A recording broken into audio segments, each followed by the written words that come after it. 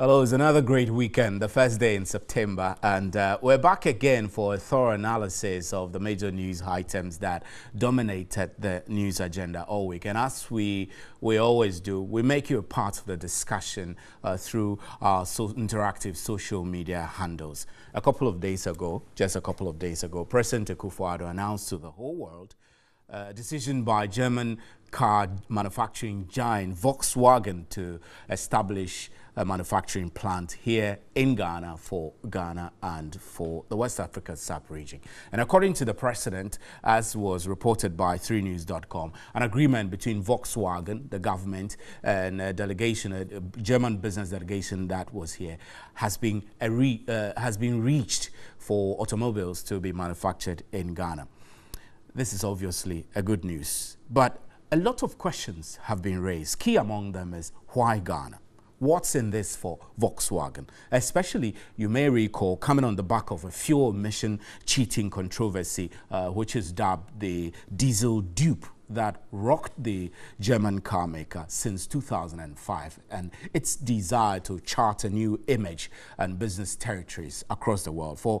Let me quickly recap for you. In September of 2005, the U.S. Environmental Protection Agency, EPA, found that VW cars being sold in America had what they called a defeat device or software on the diesel engines that could actually detect when they're being tested and compel it to change performance accordingly to improve results. Well, the outcome was a huge embarrassment that led to a series of resignations and eventually an apology 3 years on in 2008. So as Volkswagen seeks new markets in Africa, these issues no doubt will come up. In June this year, it announced the first African assembling plant in Kigali in Rwanda. And you would know also that there is an improved relationship between Paul Kagame, the president, and our president, President Akufo-Addo. So perhaps the argument is being made that Ghana is the next choice of destination for Volkswagen. Makes economic sense, really. And if you look at the scenario, our economic fundamentals are getting better, a growing middle class with insatiable taste for class and changes in lifestyles. These are all indicators that make Ghana a good business destination. But what happens to our own Kantanka, the Ghanaian car maker who has had little or no support at all from the state? Would you buy a brand new Kantanka? Or would you prefer a VW? Well, we'll hear from across the board from our guests on Newday today, and you can send us your views also. Also this week, aside the good news from Volkswagen setting up an assembling plant in Ghana, was somewhat a very sad news that involved some 1,700 out of 3,700 workers of the defunct Unibank, Sovereign Bank, Construction Bank, Royal Bank, and Beige Bank. They are to be laid off and at the end of August. So today, 1st September, we're expecting that from Monday we'll know how many really were laid off. The Consolidated Bank was laying them off, and the bank came into existence following the revocation of their licenses, the licenses of the defunct banks for insolvency. Now, after the consolidation exercise, the bank now gave the workers 2 months, after which they will be reassessed. The Chief Executive Officer, Daniel Wilson, in a statement said that the exercise is to write the size, the branch networks, and then rationalize the headcount. Let me quote exactly what he said in a statement issued on August 29. He says, whilst this may involve some reduction in headcount, management is taking steps to ensure that this does not impose undue hardship on its staff. He also said a core part of the integration and rationalization exercise is career training programs for all staff who may be exited as a result. The Consolidated Bank is also finalizing a plan for the affected staff to transition to other economic modules, which will enable them provide essential outsourced service to the bank where appropriate. So in effect, although we're sacking you, we're willing to give you some training to help you get a new job, or where we choose to outsource services, then you can make yourself available. Well, many labor experts have criticized this, but if you were in the shoes of the CEO of the Consolidated Bank, how would you act under the circumstances? What would you do different? Already, some of the staff who fear losing their jobs have turned to the Industrial and Commercial Workers Union for help. So these are some of the issues we'll be discussing. Now, early this week also, after the back and forth of the construction of the National Cathedral to be sited on a 14-acre land at the Ridge, exclusive enclave, following which will come after the demolition of some properties there. Muslim cleric and a spokesperson of the chief imam suggested an interesting twist, that is an interfaith center instead of a Christian National Cathedral. Obviously, this is against the backdrop that there being heated debates over whether the National Cathedral project should be borne by the state or not. There are a lot more we'll be discussing this morning, including the apology that was rendered by Abam Bagbin following unsavory comments made against disability groups. The disability groups say they reject the apology because it didn't show remorse enough. There is also the back and forth of accusations, conflict of interest allegations against the GMPC's boss for paying some $7.5 million for some apartment complexes. We'll be looking into all of those when we return. And I'll introduce my guests for the day. This is Newday, Saturday edition. Please stay with us. You can join us via WhatsApp 0500 60 70 70. If you're active on our Facebook, you can also post your comments on our Facebook walls, both on TV3 and 3FM 92.7, and we'll read them. We'll share with the rest of the world. This is Newday. We'll be right back.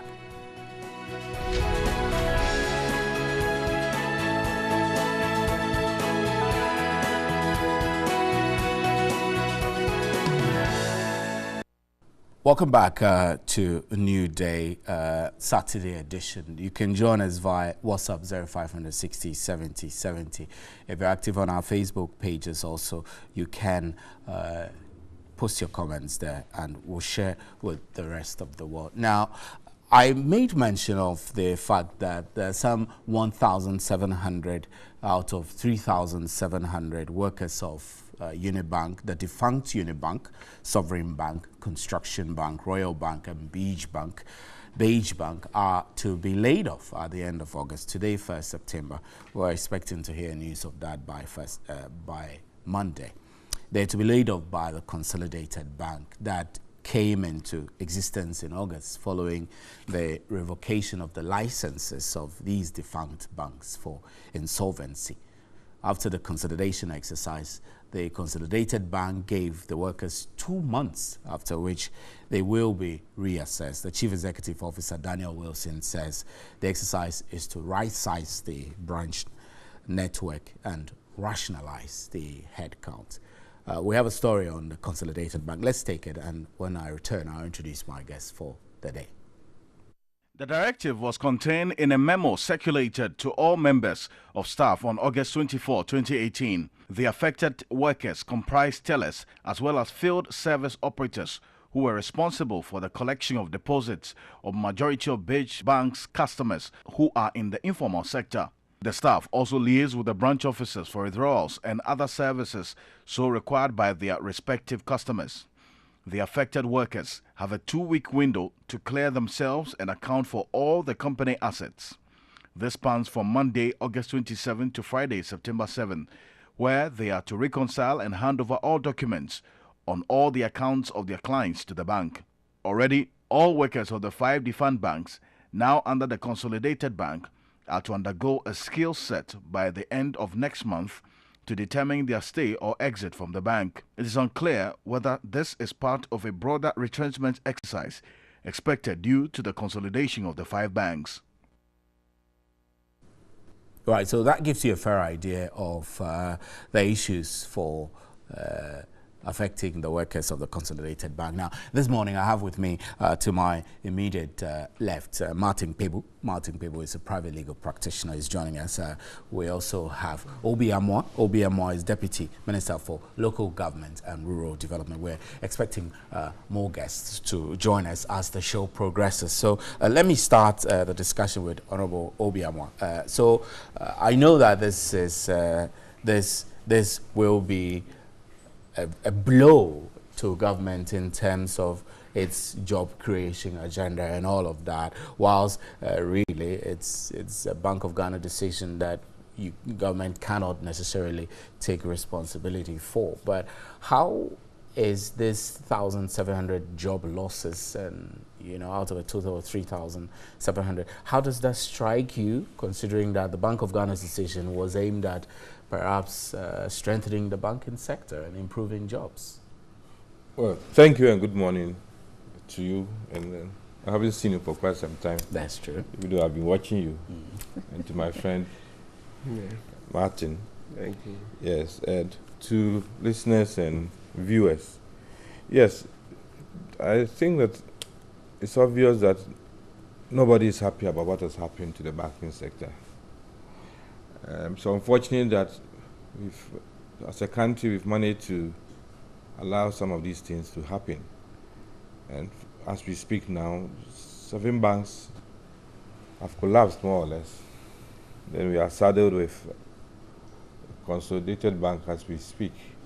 A lot of customers, of course, are a bit apprehensive as to the fate of their deposits, etc. But we have been assured, because I'm also a customer. In fact, at the last count, I thought I had money in 3 banks, which have been consolidated. I can talk of Royal Bank, Unibank, and then big. So some of us have been very apprehensive, but we've been assured that our deposits are safe. And at the last count, we were told that millions of depositors have their monies in these banks. Now, once you bring all these institutions together, once you have to consolidate because of unfortunate circumstances, indeed, if they were to even agree on their own to merge, as it happens in the business industry, some downsizing could have happened. And now, more or less, they've been forced to come together because of circumstances, various reasons why they've not been able to stand alone as banks. And once they come together, obviously, whoever is running such a consolidated institution would have to do forensic audit in the first place. Would have to look at the business sense of coming together and the implications. And then that's where they will start looking at closing down some branches, which will then affect some employees. They will also have to look at duplication of functions. If there are 3 managers in one small area, then probably they have to only look at the functions of one manager and see how they can allow the other 2 to look elsewhere or agree to work within the establishment but in different capacity. Of course, even whether all of them can be said to be qualified to be able to be in that institution. And then, of course, remuneration. Are people being overpaid? Are people being underpaid? All these things will come in to determine how they should be able to keep everybody in the bank. And as we heard, if 1,700 out of 3,700 have been asked to reapply, and that some may lose their jobs, then it means it's come out because of the unfortunate situation of how we've run the banking sector. And so unfortunate because, as you said, we wish that more people will be employed, not when people are already employed, they would have to go home because of various circumstances.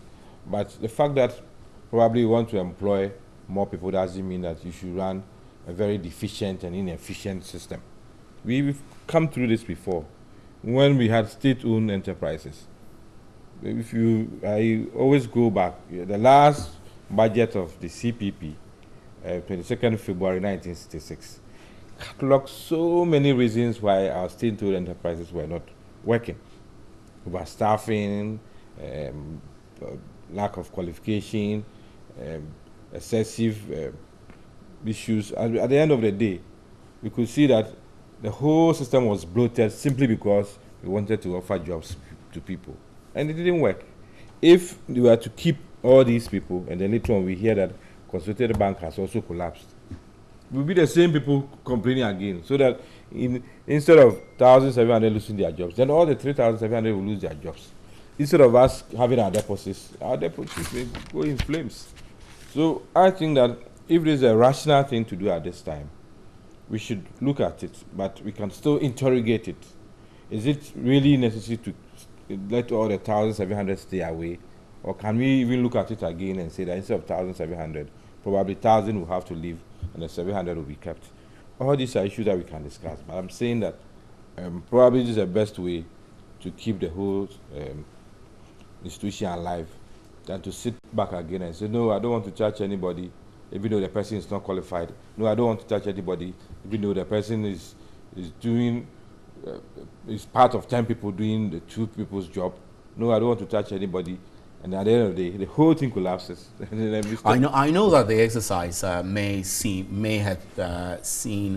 have been seen by many people as a bit rushed. I remember that when the announcement was made by the Bank of Ghana on August 1st, the consolidated bank was already in existence at the point of the announcement. So what we don't know is what kinds of discussions or negotiations went on towards the formation of the consolidated bank. Did the Bank of Ghana anticipate that there could be this much losses when the decision was made? Well, certainly, once the Bank of Ghana had to take a drastic emergency decision to save the depositors and to save these banks, now obviously they were aware of the fallout.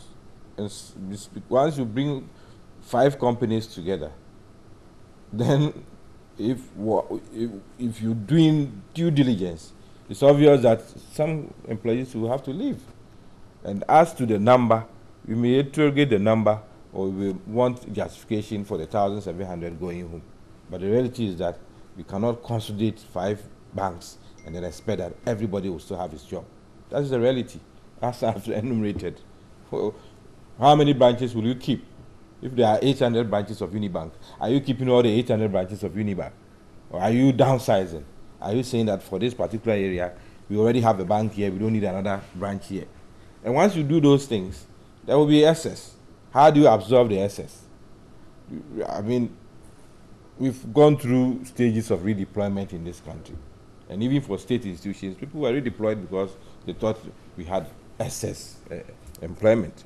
It's the same situation that we are facing now, except that this is an urgent emergency situation, and then that's the best way we could have handled it, because we don't want to lose deposits like what happened to the microfinance institutions, non-banking financial institutions.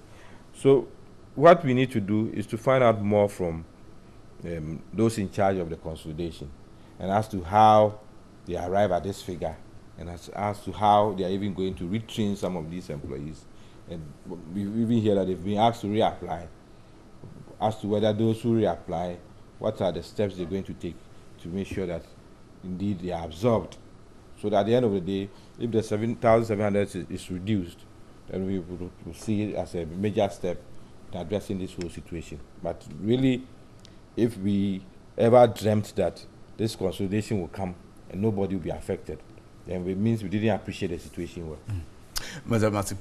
This is a big deal, right? For 1,700 people to be at the risk of losing their jobs. A lot of options are available. The bank is telling us that some of these people will be offered retraining to fit into other roles. You know, technically means that although we are sacking you, we're giving you some training so you can be useful wherever you're going, or you can be there, and when we make a decision to outsource some of our services, we'll get back to you. This is a dicey one, isn't it? Yeah, very much so. Very much so, because you see, it's not just about the 1,700 workers, but their families as well. On average, some people use some algorithms to say that each of those persons has a family of at least 4.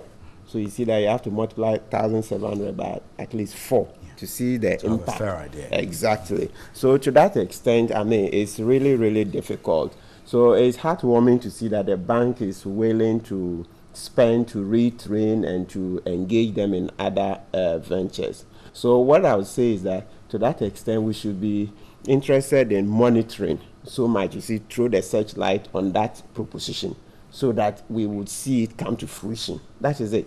Because, you know, very often you find proposals, nice proposals being made at the point of, exit, or at the point that tough decisions are being taken.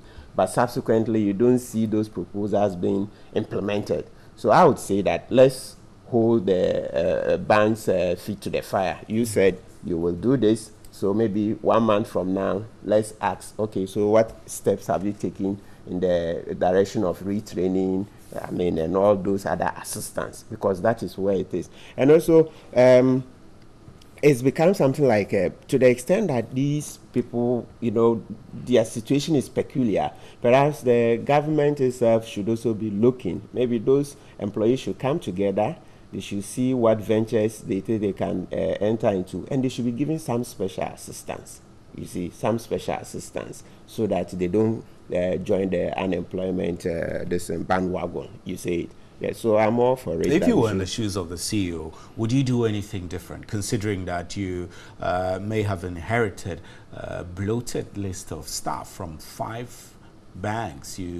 But I mean, your core mandate is also to form a consolidated bank you've been given license for. Would you have done anything different if you were the CEO? Well, naturally, because I'm not privy to all the facts, I can only comment based on the public one. So it may even turn out that what I would say would be totally different if I were apprised of all the facts. So from what is playing out in the media, naturally they would have to downsize. Yes, naturally they will have to downsize, you know, because you see, by forming the new bank and then taking out those bad debts, so-called bad debts, because it's debatable whether those are really bad debts, because you know that a chunk of those are government debts and the rest. So for those debts to have been classified as bad, I mean, sort of, it's really debatable. We'll come to that aspect. Your question is, would I have done anything different? So that's why I'm saying that.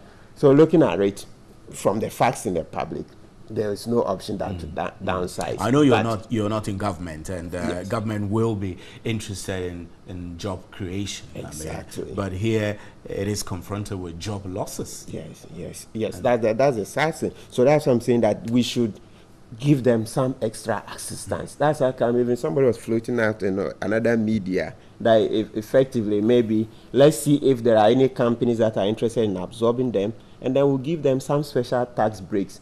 I know that government is tight. You know, government itself needs all the taxes. Yeah. That's how come recently they've had to increase taxes, you know. But considering this, as you said, 1,700 times 4, that's a huge problem. And don't forget, these are white-collar jobs.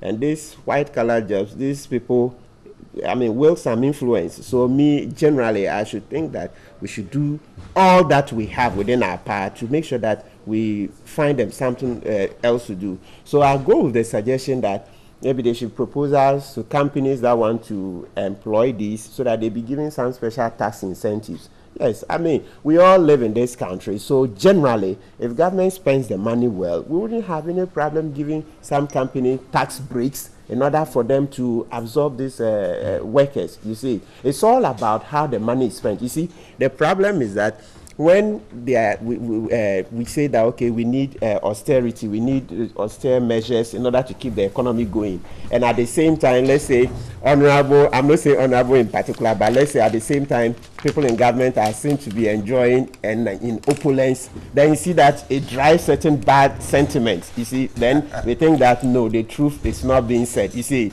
so all I'm saying is that we should take steps, we should give tax breaks to companies. I support that suggestion, to be able to absorb these workers. And then also, government should be saying, tightening its own belt. You see, when you ask citizens to tighten their belt, and then at the same time, we don't see yourself doing the same, then it doesn't sink in. So they shouldn't be afraid to give some companies tax breaks in order for them to take on these employees. Do you see? As long as everything is seen to be above board, and at the same time we see that our tax money is being used well, we wouldn't have a problem. But where it's generally said that, oh, no, citizens will complain, no, we don't complain senselessly. No, we look at everything. It's just, I mean, you know, people, you see, citizens have changed. We consider everything, so we look at, I mean, as much as possible, you know, because of the proliferation of the media, you know, we have all manner of information. Of course, some are fake. Yeah. But by and large, a lot are good. But already some of those staff who are afraid of losing their jobs are resorting to the Industrial and Commercial Workers Union for help. Would you say that's the approach they should be going? I mean, from the legal perspective, if they want to get some protection through their unions, is that the way forward, looking at the circumstance? Well, that's a very difficult question. Once again, because we don't have all the facts, But playing out, going by what plays out in the public, naturally, the workers have to fall on the union, you see, because in unity lies strength. So the unions have a very strong voice, so they can advocate on their behalf. And that's how it's done, okay? Trade unionism, that's how it's done. But where the employer doesn't have work for you, there is no option. You see, so you're talking about the Labor Act, you see, Section 65, redundancy. If the employer says that there is no work, the employer has a right to reorganize, to downsize, and do all other things. So the unions, yes, when they fight too, it's good because it causes the employer to sit back and see whether maybe they can cut down the numbers. So it's all good. It's good. Let the unions engage with the management of the bank, consolidated bank. But that apart, I think we would need critical efforts at inviting companies to absorb some of these employees, and then let's give them some tax incentives. That it will help. Right. This is Newday, Saturday edition, and I'm Stephen Enti.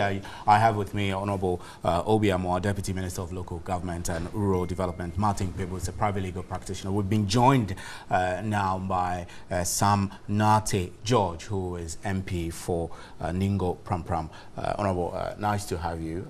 Good morning. Good morning. What we were discussing was the loss of jobs, the potential loss of jobs for some 1,700 workers of the defunct Beach Capital construction banks under the Consolidated Bank.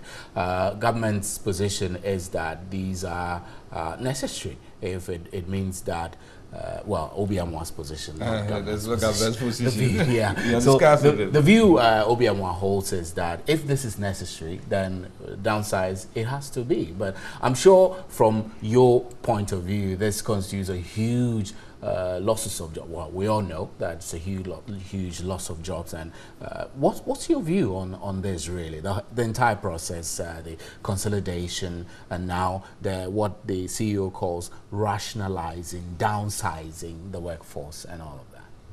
Well, let me say a very good morning to our viewers, and let me apologize for my late show on the show. It's a sad morning with the kind of topic we're discussing. 1,700 jobs, 1,700 Ghanaians who are breadwinners who will no longer be able to contribute meaningfully to their dependents. You have all of this against the backdrop that when the announcement of the consolidation was made, you had government spokespersons quickly come out and say that there will be no job losses. I mean, we were all told this by government spokespersons, by people highly placed in government, that there will be absolutely no job losses. We asked questions at the time and said, look, you cannot play politics with some of these things. I mean, it will catch up with you. It's less than 2 months.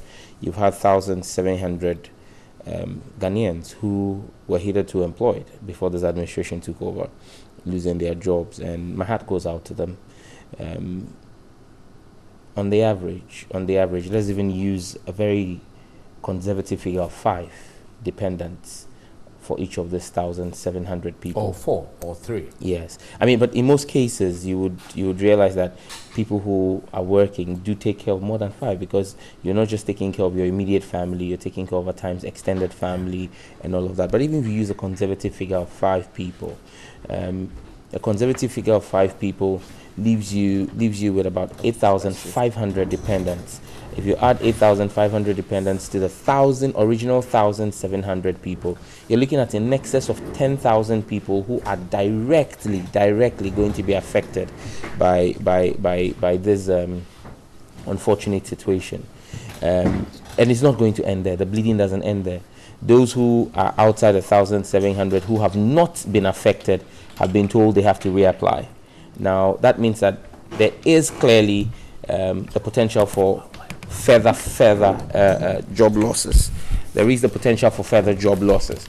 And so if that be the case, where you're potentially going to see this large number, it's worrisome, given the current state of the Ghanaian economy.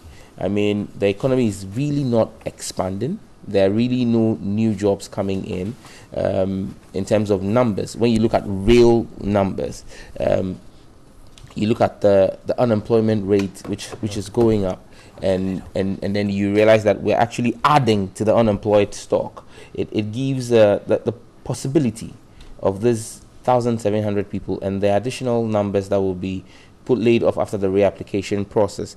The chances of getting a job are very slim in this current economy, and that is where you want to ask what exactly the priority of government is. Is government keeping to its promise of creating jobs? In fact, this government came to power. One of the reasons why this government was voted into power and the NDC was voted out was its promise of putting the nation back to work.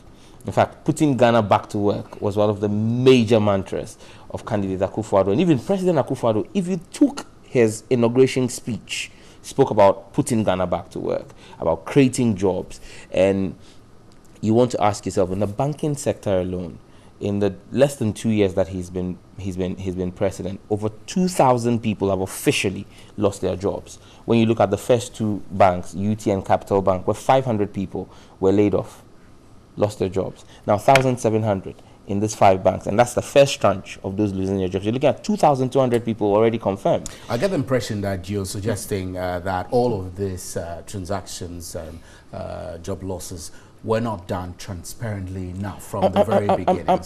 I'm not suggesting that. I'm just speaking to the facts. I mean, if the facts, when the Bank of Ghana governor made the announcement of the consolidation, if he had done what was right, or made the right statements, that look, this will come with job losses. Clearly declare that this will come with job losses. I mean, but to suggest, which was a politically correct statement to make at the time, but was not necessarily the truth, that there will be no job losses. And you see, this goes to the credibility of the Bank of Ghana governor, even though he's politically appointed. You haven't been able to even prove where he made that statement, whether that statement was made.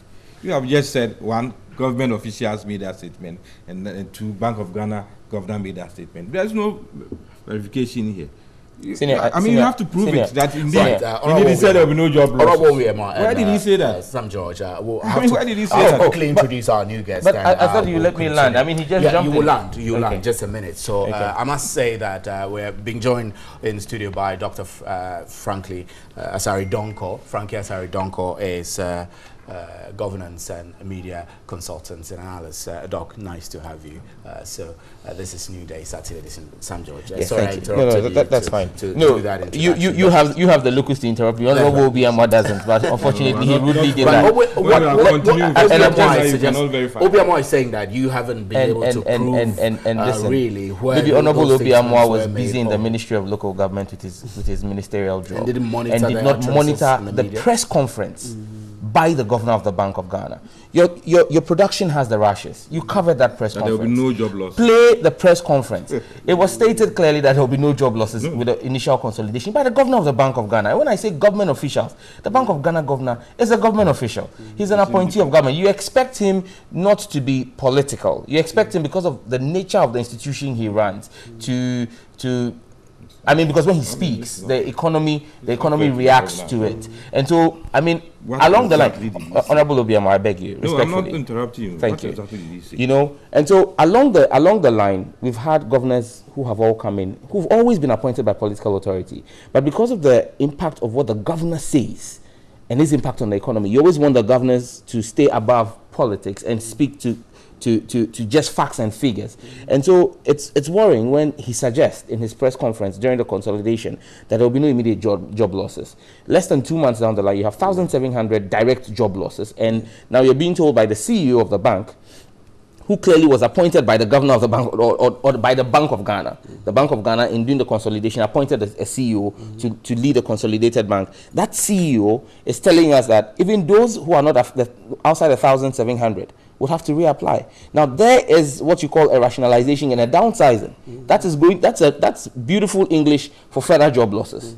Okay, and so that's why I'm saying that, look, this is clearly opposite to what we were promised by this government, where he said you're going to put Ghanaians to work, you're going to put people to work. Given the state of the economy, I feel bad for the Ghanaians who've lost their jobs, because their prospects look very bleak. And worse still is the compensation packages that will be due them. I'm not a pessimist, I'm a realist. optimism is good, but when it comes to bread and butter issues, optimism does not buy tomatoes or does not buy yam. It's cash, it's money. So that's why. So when it comes to issues of bread and butter, I'm a realist. I do not see the 1,700 people who've lost their jobs getting their compensation anytime soon. Why do I say so? The 500 people who lost their jobs over a year ago, it's 13 months now. In fact, we've entered the 14th month. UT and Capital Bank have still not received their severance packages. So, I mean, the Akans have an adage that if you don't know death, you look at sleep.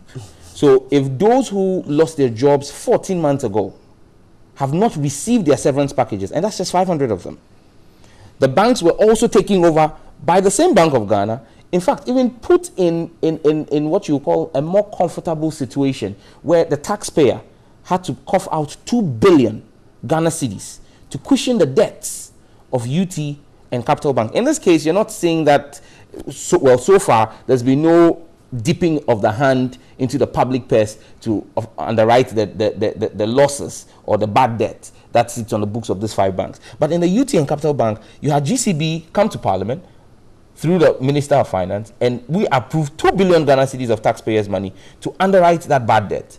Now, if that has been done, and even with underwriting the bad debt for GCB, you still do not have the compensation packages for UT and Capital Bank staff. I mean, sad story I read on one of the news station web portals of a manager of then Capital Bank who is having to sell his uncompleted house because the house is not in a state where he and his family can move in, and his rent is due. So he's selling an uncompleted house, which was a lifetime investment that he was putting up, to be able to pay a 2-year rent that is due in a rented apartment. Now my worry is, in 2 years, if he doesn't get a job, he's lost his lifetime investment, which was the house he was building for himself and his family. And in another 2 years, that rent is going to be up. Where does he go? You have a UT bank manager who is now an Uber driver, a bank manager, to put body and soul together. I'm not saying driving an Uber is bad. It could be a second line of income if he still had his first job. There's another former staff who is now grilling pork for survival. These are the real problems of Ghanaians under this government. People who had a well-paying job before this government came in. I'm not going to put the blame, and I will not, like I said, I'm trying to be realist. I'm not going to put the blame solely on the shoulders of this government. I've always held the view that the Bank of Ghana itself has questions to answer. And the Bank of Ghana, when I say the Bank of Ghana, I speak about the institution, which spans from the previous NDC administration. Obiamo, I see that. You understand me? Which spans from the previous NDC administration, because it would be unreal and dishonest on my part to suggest that all of these problems emerged in 2017, 7th January. No. The Bank of Ghana has questions to answer from as far back as 2014. That's right. You understand me? And so for me, if we're looking at this, because these are Ghanaians who've lost their job, they don't care which party is in government. All they care about is being able to pay their children's school fees. This 1,700, some of them have children. School is going to resume. How do they pay their children's school fees? If the Bank of Ghana had done its supervisory job, I have always said that the Bank of Ghana itself is a candidate for consolidation, because the same crimes or offenses that these banks are guilty of, poor corporate governance structures, the Bank of Ghana is guilty of. Why? The Bank of Ghana took 620 million as liquidity support and gave to a bank without doing due diligence to ensure that there were proper corporate governance structures in there. The Bank of Ghana gave another bank 800 million Ghana cedis. These banks are in this distress because they gave out facilities, depositors' money, without ensuring that the loans were properly collateralized. You are giving liquidity support. What due diligence did you as a bank do to find out that that money would also be protected? I mean, so these are the issues that for me we must talk about. From Obiamo, you have anything to well, in the first place, some of the issues raised? In the first place, I think we are discussing why we have come to this stage. That's the first thing. I've just Googled the statement by Bank of Ghana and the governor. Nowhere did the governor say that people will not lose their jobs. The statement is here. I can refer from graphic. Nowhere. What he said was that as far as is concerned, our deposits are safe.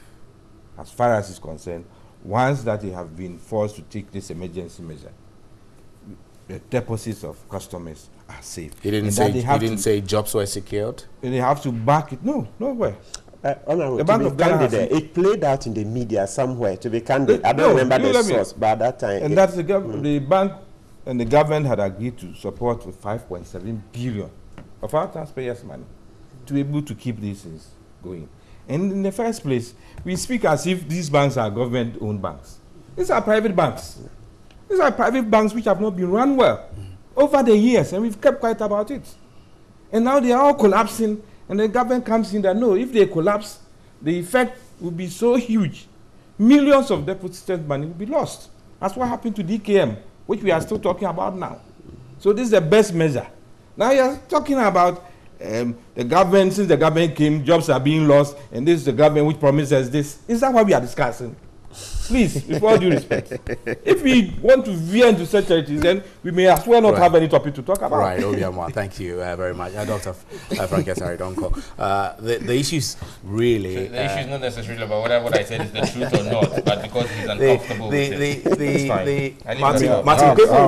Martin Bibu has been making reference to how all of this played out in the media. I mean, I know that from your standpoint, you might have been watching how the media covered the issue in terms of what facts were put out there. You heard from Obiamwa, you've heard from Sam Nate, and it's clear that everyone holds different views and perception of what was put out in the media. Do you get the impression that the coverage has been done extensive, well enough for me to understand, for everybody to understand the issues at stake, that 1,700 jobs are to be lost pretty soon, really?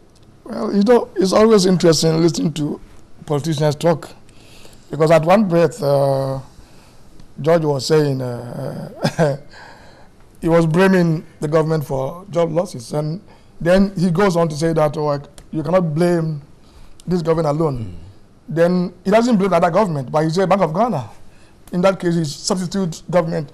So the issue is we need to trace the whole problem to the beginning. That lapses were caused at that level. So if Bank of Ghana is a government institution today, it was in the previous government as well. So there was lack of adequate steps to license these banks in the first place. And then again, there was lack of supervision. That is the main reason why things went on as it were, and then it's not that we are looking at it. People losing jobs is always a very unpleasant issue. But what I see the issues now. I think there are labor issues, and we are trying to politicize them. And once we do that, the corporates always are let free, because who are the owners of these banks? When they were doing the employment, what were the employment agreements that they reached with the staff? And I am not hearing the staff also either making the necessary noise or adequate noise, because these are labor issues. Whether it's Bank of Ghana, whether it's whoever it is, how were they employed? What were the terms? But the employer has the right to downsize if they are unable to keep the workforce. No, with these measures, definitely if there were 5 banks, each one had a CEO, there couldn't be 5 CEOs, there couldn't be 5 HR heads, there couldn't be. So definitely some changes will be done. But the issue is that whichever institutions are responsible for ensuring that those who are being laid off are done according to their employment agreements. Whatever is due them is paid. Including paying compensation. Yes. Where I thought that our parliamentarians will speak for us as citizens. But when it comes to these issues, they are rather playing the usual political football. And that's what has played out all this time. Because people have lost their jobs. And then it's not the first time. Banks, earlier on, banks, the 2 banks that earlier on collapsed, what has happened to the staff? Don't we still have parliamentarians in this country? They should, even if the agreements upon which they were employed have been breached and they did not join any unions, that's why we have a parliament there. They're not there. But what could they do, really? What could MPs do? Can't MPs raise issues? Is there no institution responsible for people who have been sacked from their jobs without any compensation? That institution is not parliament. I'm not saying that institution is parliament. I know what parliament does. But what I'm saying is that Parliament is not helping. Every citizen in this country at least has a constituency. What are the MPs doing? Elsewhere, you get an issue like this, you write to an MP, the MP responds. I have examples in the UK. A lobby on your Yes, I have examples in the UK. Where I wrote my MP, and my MP wrote to the Home Secretary. You see, that's what I benefit from my member of Parliament. So they should stop the politicization of everything. People have lost their jobs. There are institutions which are supposed to ensure that they are paid their due. They are not doing. So we need to go back, because the blame game will not help us. Both NDC government didn't do well by launching that government, those banks. NDC came in, it took them a while before. The way the issues have been handled are also not the best, especially the communication aspect. Because there were so many different versions to what was going to happen in this crisis. And so, yes, I heard sometime that the jobs were secured and all that. I don't know whether it was the Bank of Ghana governor or who said media it. representation. Yeah. Sometimes the media might report something which might not be the actual issue. So until I read the government statement, I wouldn't say it was him who said that.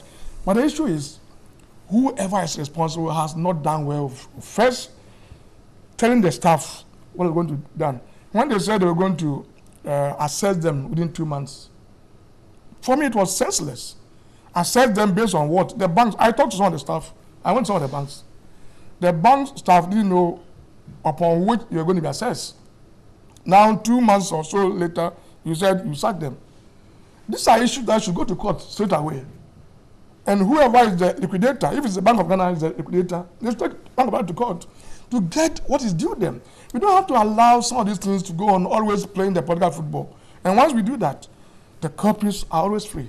So we need to solve this problem and then put in measures that we don't allow these things to happen again. But the biggest problem is Bank of Ghana's supervision department. That department, in my view, has not done well creating most of these issues. Mr. Pebu, sorry, please, yeah. Stephen. I put out on this platform that the governor of the Bank of Ghana made those comments at his press conference for the avoidance of doubt and because of credibility issues. I'm reading from Ghana Web, and it is a story Ghana Web has called from graphic.com.gh. Please, just 1 minute, just 1 minute. The heading is Measure of 5 Banks Deposits, and it has a picture of Dr. Ernest Addison. And what it says here is, Dr. Addison at a press briefing to announce the developments today also explained that no immediate job losses are expected as a result of the measure. Then this is a quote. He says, to conclude, let me assure clients of the 5 banks that their deposits are safe. Clients of these banks can carry out their normal banking transactions at their respective banks, which will now become branches of the Consolidated Bank of Ghana Limited. All staff of the affected bank will become staff of the Consolidated Bank. We do not expect any immediate job losses as a result of this consolidation. Thank you. The Bank of Ghana put out a 4-page FAQ, which I also have here. The last bullet point in that 4-page FAQ has to do with, the question there is, what will happen to employees of Unibank, Royal Bank, Construction Bank, Sovereign Bank, and Beach Bank? The answer, all staff of these banks will become staff of the Consolidated Bank. Right, Mr. Nasi, let's get to hear the actual press conference where the governor of the Bank of Ghana spoke to the media. All staff of the affected banks will become staff of the Consolidated Bank. We do not expect any immediate job losses as a result of this consolidation. Well, he said that there would not be immediate job losses. Perhaps the immediate thanks for immediate. No. Wait, do you know what? Are you saying that by this assurance is that nobody will touch? No. Candidate, the government statement, to be candid with experience, you know that it was just to assuage fears. That job losses were bound to happen. So we'll be naive to think there wouldn't have been job losses. We would have been naive to think there wouldn't be job losses. was managing. That is why we're having this discussion here, because you see, that's why I made a point about the role and the importance of whatever the governor of the Bank of Ghana says. The governor of the Bank of Ghana. Stephen, do you know what date this was? This was on the 1st of August this year. Today is 1st September. So it's less than 30 days. In less than 30 days, you say no immediate job losses. In less than 2 weeks after you give that assurance to the workers, 1,700 are laid off. How then does that give me credibility that when the governor of the Bank of Ghana assures me that the CD is going to be stable over a 3-month period, I can trust it? This is Newday. You're prompt to ask that they've been asked to reapply. No, not the 1,700. The 1,700 have been if you don't reapply, no. Consider your job lost. That's your first point. If you do not reapply, if you don't reapply, 1,700 have been laid off. Then the remaining staff have been asked to reapply. Right. This is Newday Saturday edition. Interesting discussions we're having. We'll take a break here. We'll be right back. Please stay tuned. You can join us via WhatsApp 0500 60 70 70. If you're active on Facebook, post your comments on our Facebook walls. We'll be right back.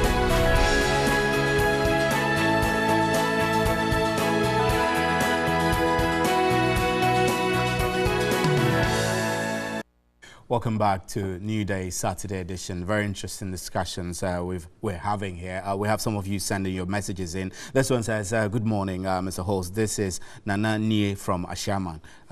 Please ask Sam George what is the effect of over 8,000 teachers that will be employed under double tracking system? What is the effect on employment of over 16,000 nurses? And what caused the collapse of the banks and its origins? Did you hear Seth Tekpe's view on the cause of the collapse of the banks? Well, those are your questions and views. Abraham from Ebri says, good morning to you all. This painful issue of people losing their jobs is not supposed to be politicized because it's not the fault of the government that the job losses. It is the fault of some greedy and selfish individuals who needs to face the law. Please, we need remedy, not lamentation and politicization of this delicate issue. And good morning to you and your panelists. For the first time that I'm listening to Sam George, that he has spoken the truths of being neutral in his submission on the consolidated bank layoff. I applaud him for that. This is A.K. Inusa from Tamale. And Julius says that the consolidated bank job losses of about 1,700 workers, simply logic.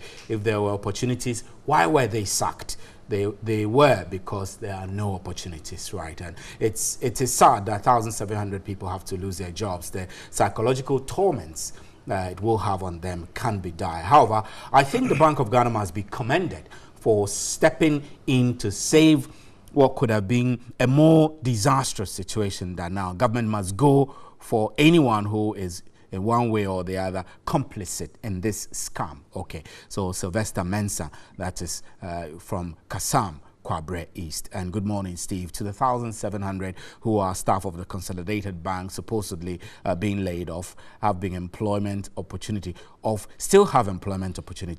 their disposal. Government is recruiting over 8,000 teachers for that beautiful double track system. They can still apply and be employed and also have a feel of the poor teacher whose salary and tax were misappropriated by them at the banks. After all, employment BI employment. All right, that's some sarcasm there, but thank you very much. And Seth Temper says that the former minister under Muhammad Mall administration takes responsibility of the Setekpe, I guess you meant. The NDC communicators had earlier accused the MPP government on countless occasions on the NDC on the NDC's own mess. What this tacit admission would the NDC communicate? I'm not sure what you're saying. I beg your pardon. I'll have to skip that. This is from Kekusi Ejisu. Do these marauding destroyers deserve our political mandate? That's the question you're asking. And Aaron Bebaku Kokomisa says, good morning to you. Job loss in our banking sector is not good news to the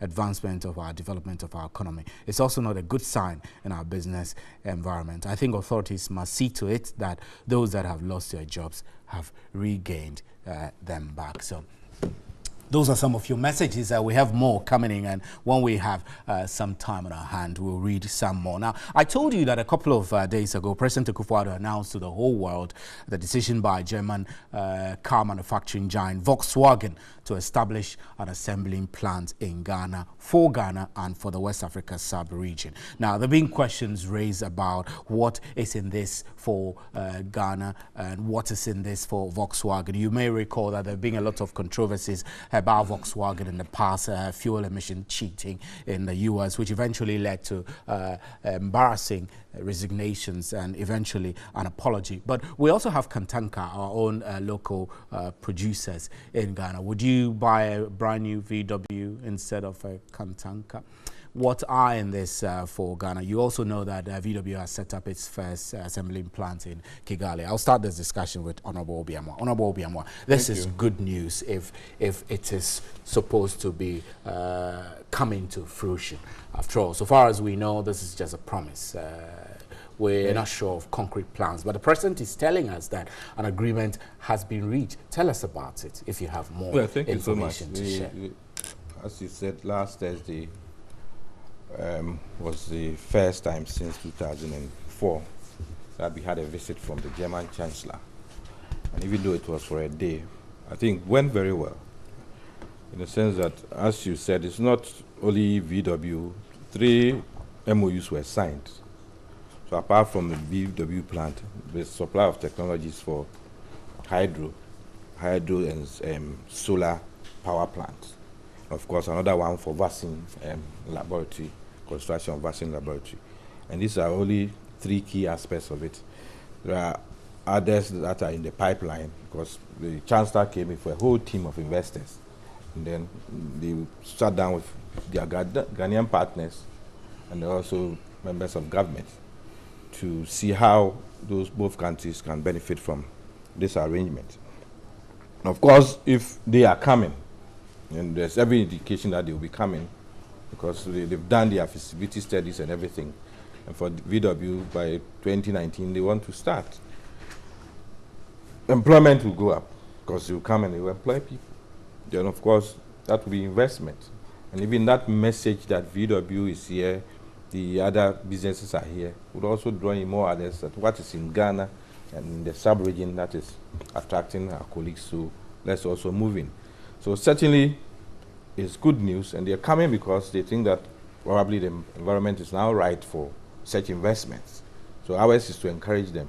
The issue about what happens to other indigenous companies, of course, it's a free world, and if people want to relocate to a place for investment, they are doing so because they know it makes business sense to them.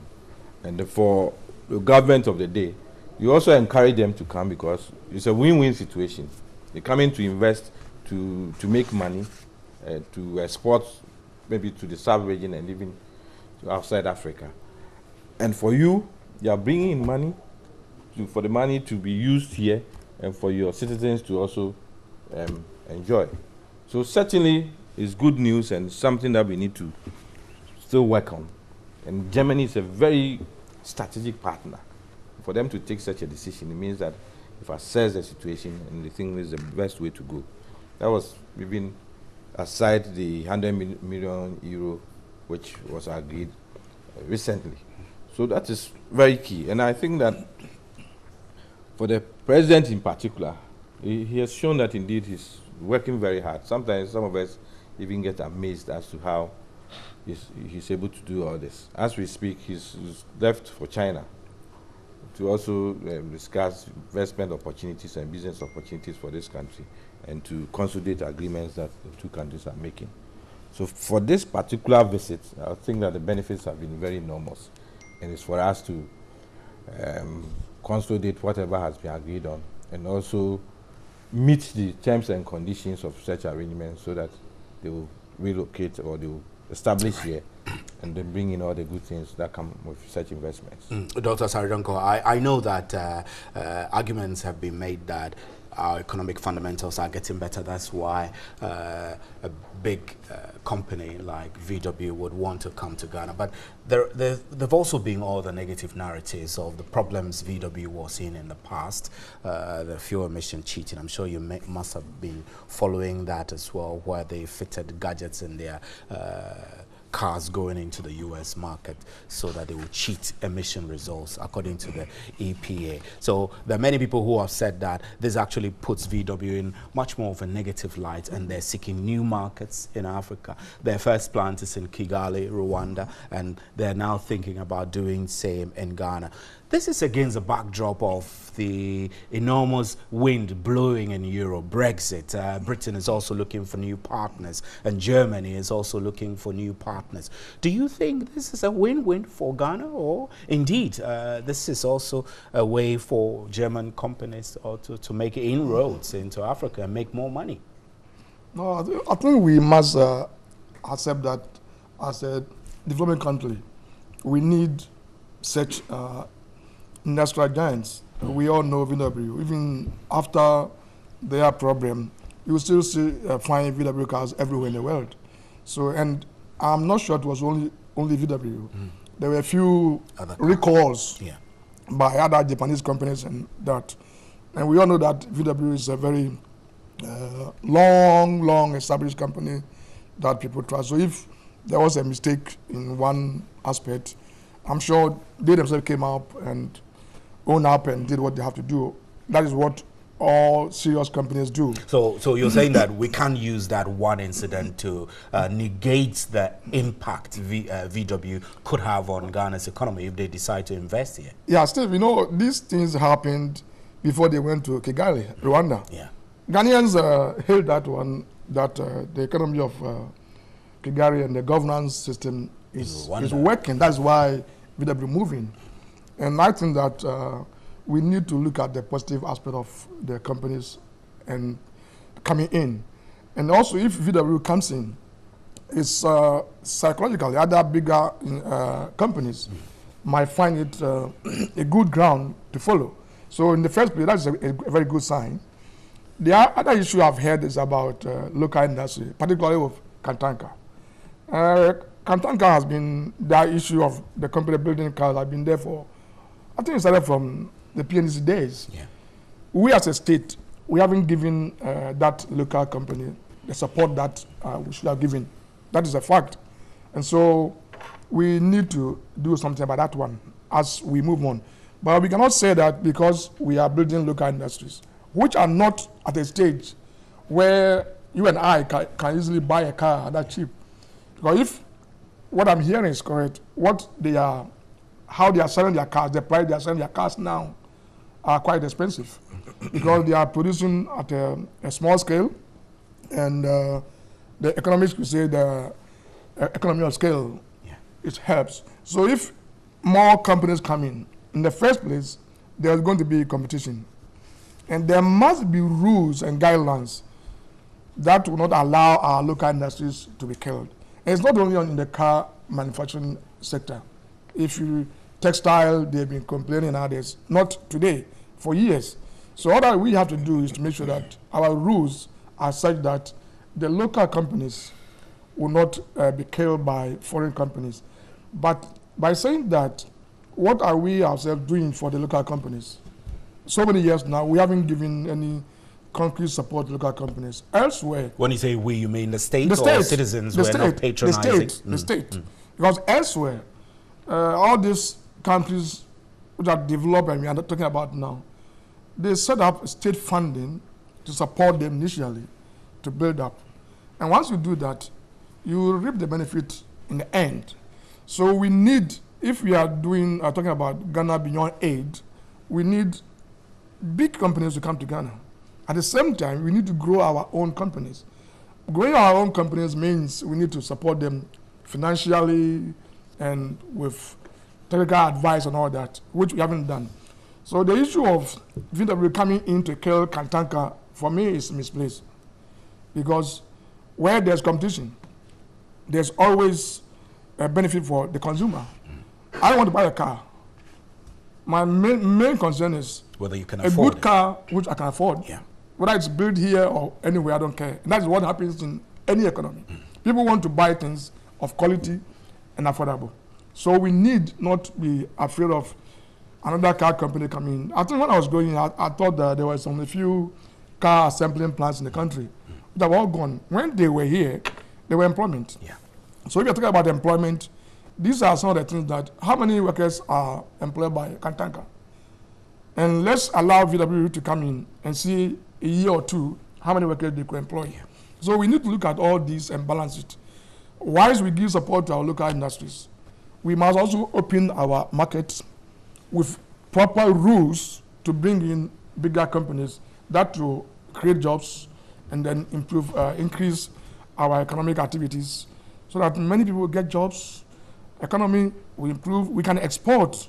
So these are the things that we should look at. And again, the usual politicization. If it doesn't happen in my time, it's not good. If it happens in my time, it's good. We should look at it as a nation that we have always been crying for investments. Not investors who will come and scam us, but a company like VW, when we sit down with them, now I think the discussion has begun at the government level. So the German chancellor came with investors who are our Ghanaian counterparts. So we need to look at them. Who are they? Do they have the capacity to be able to team up with these Germans? So these are the critical issues that the government must look at it, because if they come in, team up with people who will end up dupe such companies and then collapse it, like banks have collapsed, then we are back to square one. Back to square one. Honorable Sam George, this is good news. I mean, on the back of all these job losses we're talking about, this is something that we can smile about. VW, a big German car giant, has indicated its intention to set up a plant in Ghana. This is good, isn't it? Well, any move by any private entity or government that creates jobs for Ghanaians, as far as I'm concerned, is a welcome news. If my memory serves me right, I'm pretty young, but I want to believe that sometime in the past, VW had a plant somewhere in Ghana here, where they used to manufacture some vehicles. There used to be an assembly plant here at a point in time. I don't know if I'm mistaken. I'm not aware. But VW as a company, post the emission scandal, took a corporate, at the, I think 2017 annual general meeting, decided they were expanding into the African market. Ghana is the third country that they've indicated an intention to set up a plant in. They had started already with Kenya, and they recently rolled out a plant in Rwanda. So Ghana is going to be the third. It's part of a corporate decision by VW to reach out more, because they realized that at a certain point in time, VW had a lot of penetration in the African market, but they've been overtaken by Japanese and Korean competition.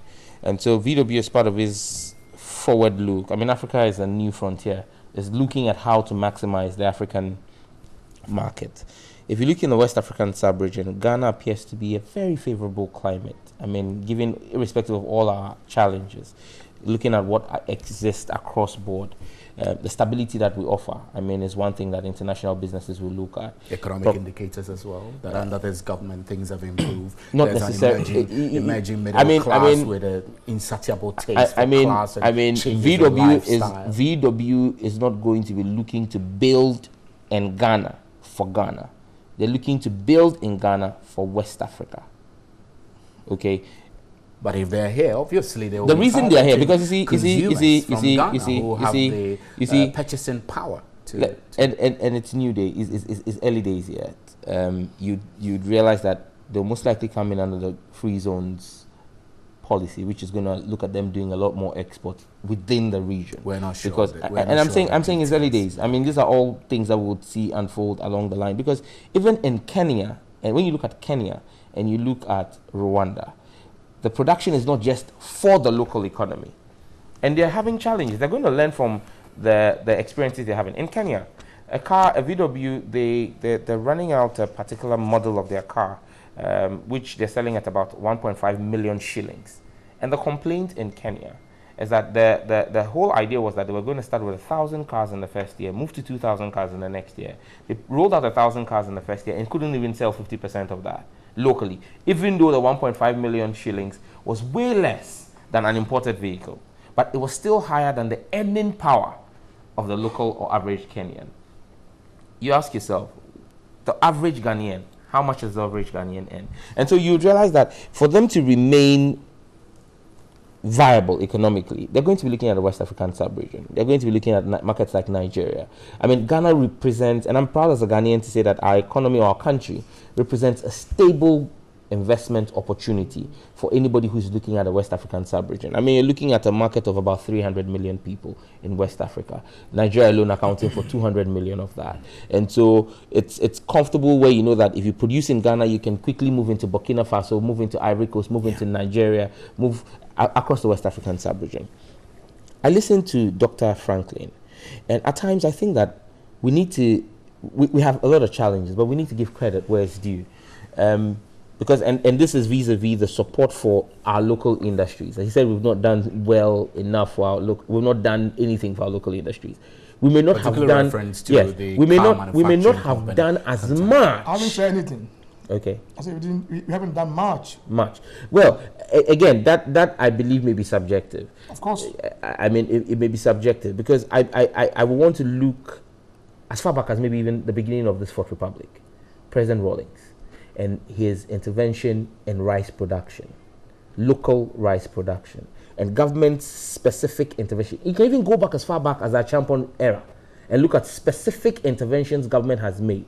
The question is, do we think it's enough? But do we think there should be more? Some failed, and some have failed. Some are not in existence anymore. Absolutely. The modules it comes back to the management. I mean, and we've just spoken about private enterprises that have collapsed. So why won't government enterprises? It all comes back to our mentalities and everything.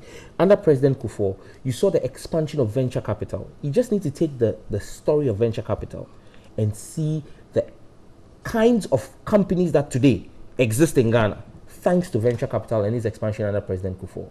You come to Professor Mills and you look at his intervention in our publishing local printing sector and the decision to have printing of government books, which at that time was taking over $200 million to China.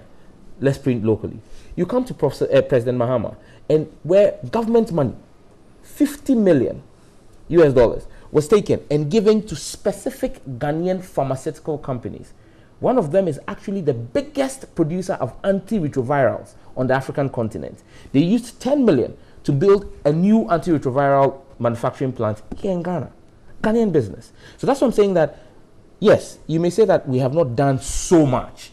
You look at other jurisdictions, maybe so much has been done for them. But giving our challenges, giving our limitations, we haven't done that. I don't want to believe that we've done so bad. I was quite specific about Kantanka. Yes, and you see, even with Kantanka, again, I mean, we saw may he so rest in perfect peace, the vice president, the late vice president, Pakwesi Bekwini Misata, as vice president, go to Kantanka and order 2 vehicles or 3 vehicles. I think Spiogaba has also done something like that. I mean, all of these are, you may say that these are individualistic and one-offs, but it's supposed to spare. That's when.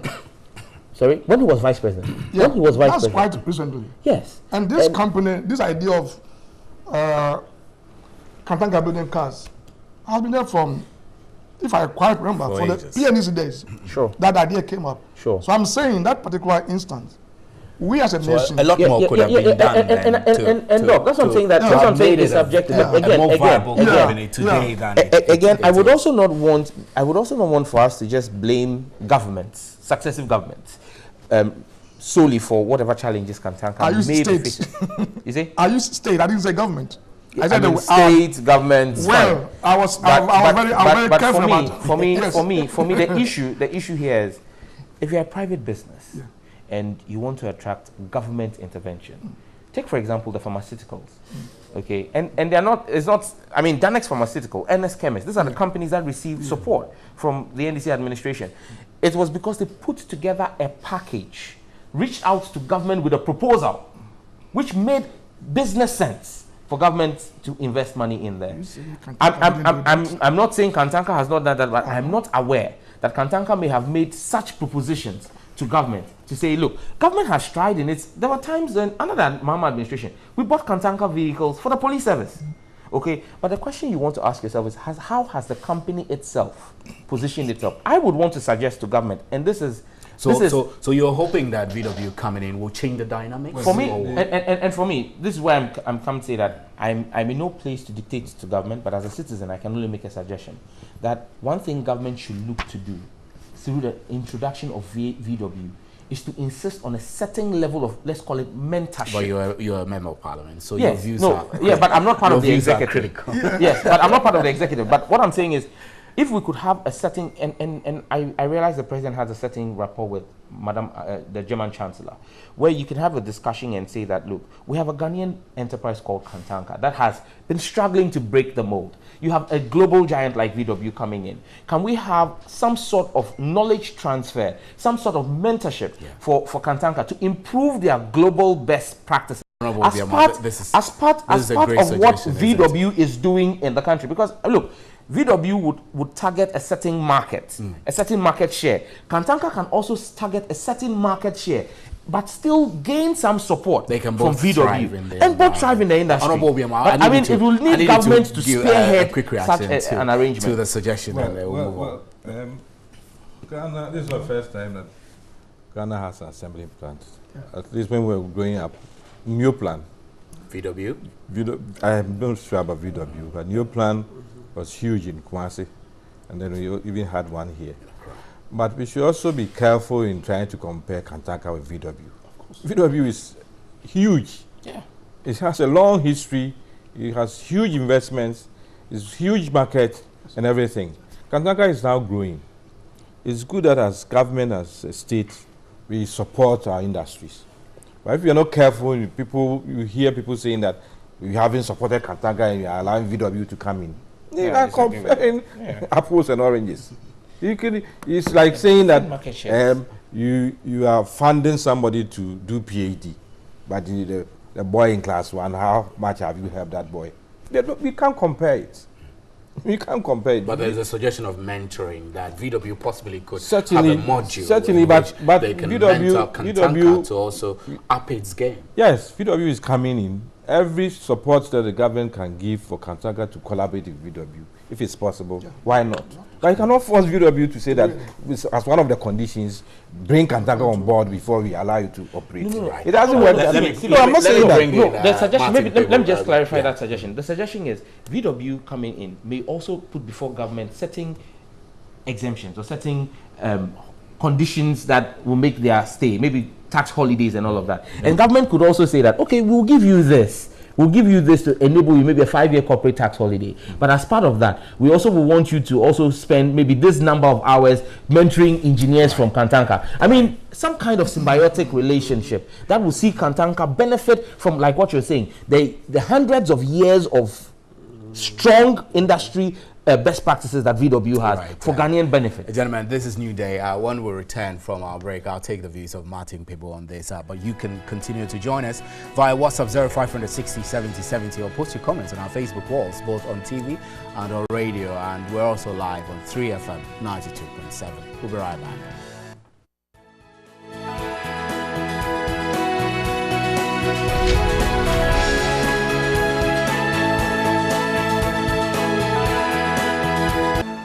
Welcome back to New Day, Saturday edition, and as always, we make it possible for you to join our discussions through our various interactive social media handles. I'll get back to you, Mr. Martin People, so we can wrap up on the VW coming into Ghana. Everyone thinks this is good news from both sides of the divide. This is good news depending on how we manage it. From where you stand, are the prospects bigger than what we're seeing, or you feel that we need to be cautiously optimistic from the start? Because, you know, like many people will say, we don't yet have the plant anyway. This is just a declaration of intent. Good. That is it. So we are limited. You know, we haven't seen the the kind of business model they want to run here. We haven't seen the size of the proposed plant, the size of the employees, in terms of the number of employees they intend to employ and all that. But at least, you know, in these difficult times, when in the wake of the banking crisis, when we hear a huge multinational is coming in, it has a very big psychological effect. So let's bask in that. But in due time, when they make the model known to us, what they intend to do, well, then we will take it from there. But it's positive. And as for them suffering this internationally for the emission cheating, yeah, that's the way the game plays. I know even in banking international in 2008, the big scandal banks and all those, you see how they cheated on their own clients, sold to them worthless these instruments, and it led to the global crisis. And in natural fact, in several parts of the world, people are still trying to recover from the global crisis created in the banking sector. So it's become something like, well, it's part of life. You know, that once in a while you have big companies cheating and then being found out. So we are happy. Let's see what comes out of it when the real figures are exposed. But you would not argue to the side of those who are saying Europe itself is having its own turmoils. Brexit, there's Brexit. I keep making reference to Brexit and the fact that Theresa May is all over. She is in Nigeria looking for new markets and new opportunities for Britain. You see this also as a similar effort because the German Chancellor led the delegation. You see this as efforts by Germany to make incursions into Africa? It's not exactly clear to me that this one will qualify, because, you know, with the departure of Britain, it actually gives Germany a bigger role in the European Union. So it's like makes it even stronger. Exactly. So looking at it from that perspective, I wouldn't say that this is a deliberate incursion into Africa to expand so much, because the void going to be created by Britain, Germany will take a larger chunk of it, so they will expand more. You say. So let's just say that generally, as part of their foreign policy, they would seek to find new friends, not new friends as such, but to consolidate friendship. That's the way I would. But overall, this is good news. Yes, it's good.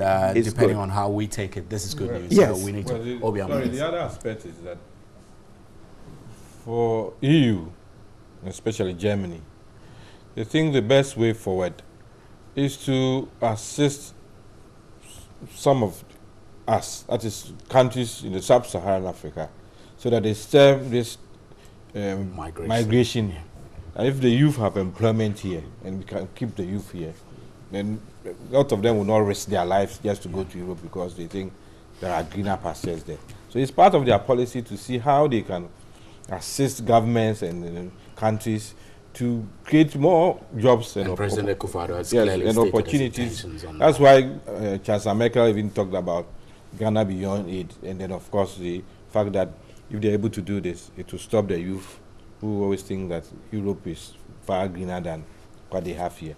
So it's a win-win situation, as I said. They also seek to benefit from investments here, because if for that matter, apart from the business sense of it, they also think that it will stem this migration issue and the challenge that they face with what is happening in Europe now, especially in Germany, when recently there was huge demonstration against foreigners because one person had been killed and they were blaming foreigners for all those things. Merkel has not been popular about migration. I think she's been a bit soft and accommodating when it comes to allowing people in. And she thinks this is one of the best ways to assist in keeping people in their countries homes and their territories, so that they are not flooded with people who come there and have no jobs. All right. So let's shift our discussion. This week, there was a back and forth over the construction of a national cathedral. The cathedral, we're told, is to be sited on a 14-acre land, but it will be the 14-acre land will be available after some some buildings, including judges' residence and things, are removed from the land to make this possible. There are discussions on cost implications, who is bearing the cost, whether the church, when I say the church, I mean the whole church, churches in Ghana should be bearing the cost rather than the state. But there being an unexpected twist to all of this, a Muslim cleric who is also the spokesperson of the chief imam, Sheikh Arimeyao Shaibu, is suggesting an interfaith center, really, instead of a Christian national cathedral. And he feels that this will allow the cathedral to just have mosques and a church as well, you know, reflective of our state, you know, the state of a religion in this country for the two main religions. This 5,000 capacity cathedral is to be designed by, actually by Ghanaian British architects David Ajay. And we're told that it will have a baptistry, a music school, an art gallery, a Bible museum and a documentation center. But Sheikh, as I told you, holds a view that National Cathedral will only serve Christians. Instead, we should have an interfaith center to have a mosque and church in there. But the question is this view far-fetched? There have also been arguments of the fact that Muslims already have a national mosque, and there's a new one under construction at the Kaukidi Park, 441, Nima 441, which the Christian Council feels that it's fair for Christians to also have a national cathedral. Should we be going along this tangent? Is the national cathedral a priority right now in our national development? I'll start with you, Dr. Frankie Asaridonko. I know that you were affiliated with Pentecost University, a big church, the head of department, dean of journalism training at Pentecost University. So you have an interest in this, I suppose. For you, do we need a national cathedral at this time? Or you say, we need it, but the time is wrong? What exactly is your view on this to start with? Yeah, let me first start by saying that once again, the communication on this issue was poorly. Hasn't been the best. Okay. As in communications from government? Yes. Or the way the media represented the story? Well, I will not blame the media reportage, because mostly what I've been reading and hearing is what people have been saying. Sometimes you hear from Christian Council, you hear from government and all that. So the communication hasn't been straightforward. But the issue of having a national cathedral, like we just said, we have a national mosque, which has been there for a while. I heard Sheikh Arimeyao saying that the land was given by the state in place of the mosque demolished in Makola. Fine, they could have given the land elsewhere else, but the fact is that the state gave them the land. And I'm not completely clear whether the state only gave the land, didn't support. No, the state is not supporting. And Muslim with councils this cathedral, building this themselves. The information we've had so far is that the state is giving them the land to the Christians to build the cathedral. So the issue of interfaith building, or whatever you want to call it, doesn't come in, because if there's a national cathedral, it's for the Christians. And if the Christians are going to build, and the state is to facilitate by giving them the land, what about the state facilitating the Hajj every year? Don't we put any state funds into that? I know that the Christians and Muslims are live in this country. Is this not perhaps a reason why we should be stopping that? Yeah, also? For me, I've said many times that the state should back out in funding or getting involved in religious issues. Not long ago, we heard that the state was, whether the state was involved or not, for some Christians going to Jerusalem. Okay, so those things are what I don't support. Building a national cathedral by Christians, for me, is a good thing. If you go to other countries, for UK, for instance, we have St. Paul's Cathedral, we have Westminster Abbey, where they do some national issues there. Okay, if there's a head of state who dies, and they take that person there, it's a national issue, but that building that they're going to use, once it's for the Christians, I'm not sure they will say that they wouldn't allow that to take place there. The issue is the communication about, as at now, we don't know the cost. We are not too clear how the money is going to be raised. But for me, to build a cathedral, I don't think that is anything that. So you're saying that a little more clarity will put the matter in context. Yes, we need for clarity. People to, for us all, consumers. The issue is why are we demolishing some buildings for this? Yes, you see it from one point, say that okay, it's cost. More so when those buildings that we are talking about were built according to story about 5 years ago. Okay, so I haven't seen any of these big artifacts that anywhere that people will not kick against. The National Theatre, I think some demolition took place before it was built. If you look at the Accra Conference Center. So we must weigh both sides and not become so emotional about it because it's a Christian. I've also heard that the non-Christians, non-Muslims are also claiming this and that. Yes. So if I were them, what I also do is apply to the state that you want to build. Give me land and yes. let's get right. Let me the idea is, I think it's a good idea that they should build a cathedral. It's something that the Christians should come up and support and find out how to build it. But we need clear information about how it's going to be done. Right, so we need clarity, and there have been questions that have been raised, and CDD has been asking some of these questions too. Let's play you back an interaction, a press conference CDD held earlier in the week on the cathedral issue. And we need to know a lot more about the terms upon which the cathedral is being constructed. If they are paying the full cost of it, they are paying for the land, they are paying for replacement of the houses, they are paying for properties that will be damaged. If all of this or any of this is coming from public funds, then I'm afraid that the Christians and their leaders are simply robbing the poor. Because surely, when it comes to the allocation of resources, the poor will get fewer resources next year than they got this year. And it will be partly because some of those scarce resources have been deployed into the construction of a cathedral. It's only then that I'll conclude that the clergy has captured the state. Professor Jimaboedi there. So, Martin Pebo, I will put this to you. We've experienced a lot of scenarios in this country lately where charlatans who are posing as prophets and pastors have put the doctrine of the Bible in disrepute, and there are questions on whether the state should bring in some regulations to rein them in. So there's already cast a certain negative shadow over Christianity. Yes. Do you think that Christianity is suffering a little more, and that perhaps this National Cathedral thing will boost, well, I'm a Christian too, will boost our image and ratings in the eyes of the Ghanaians?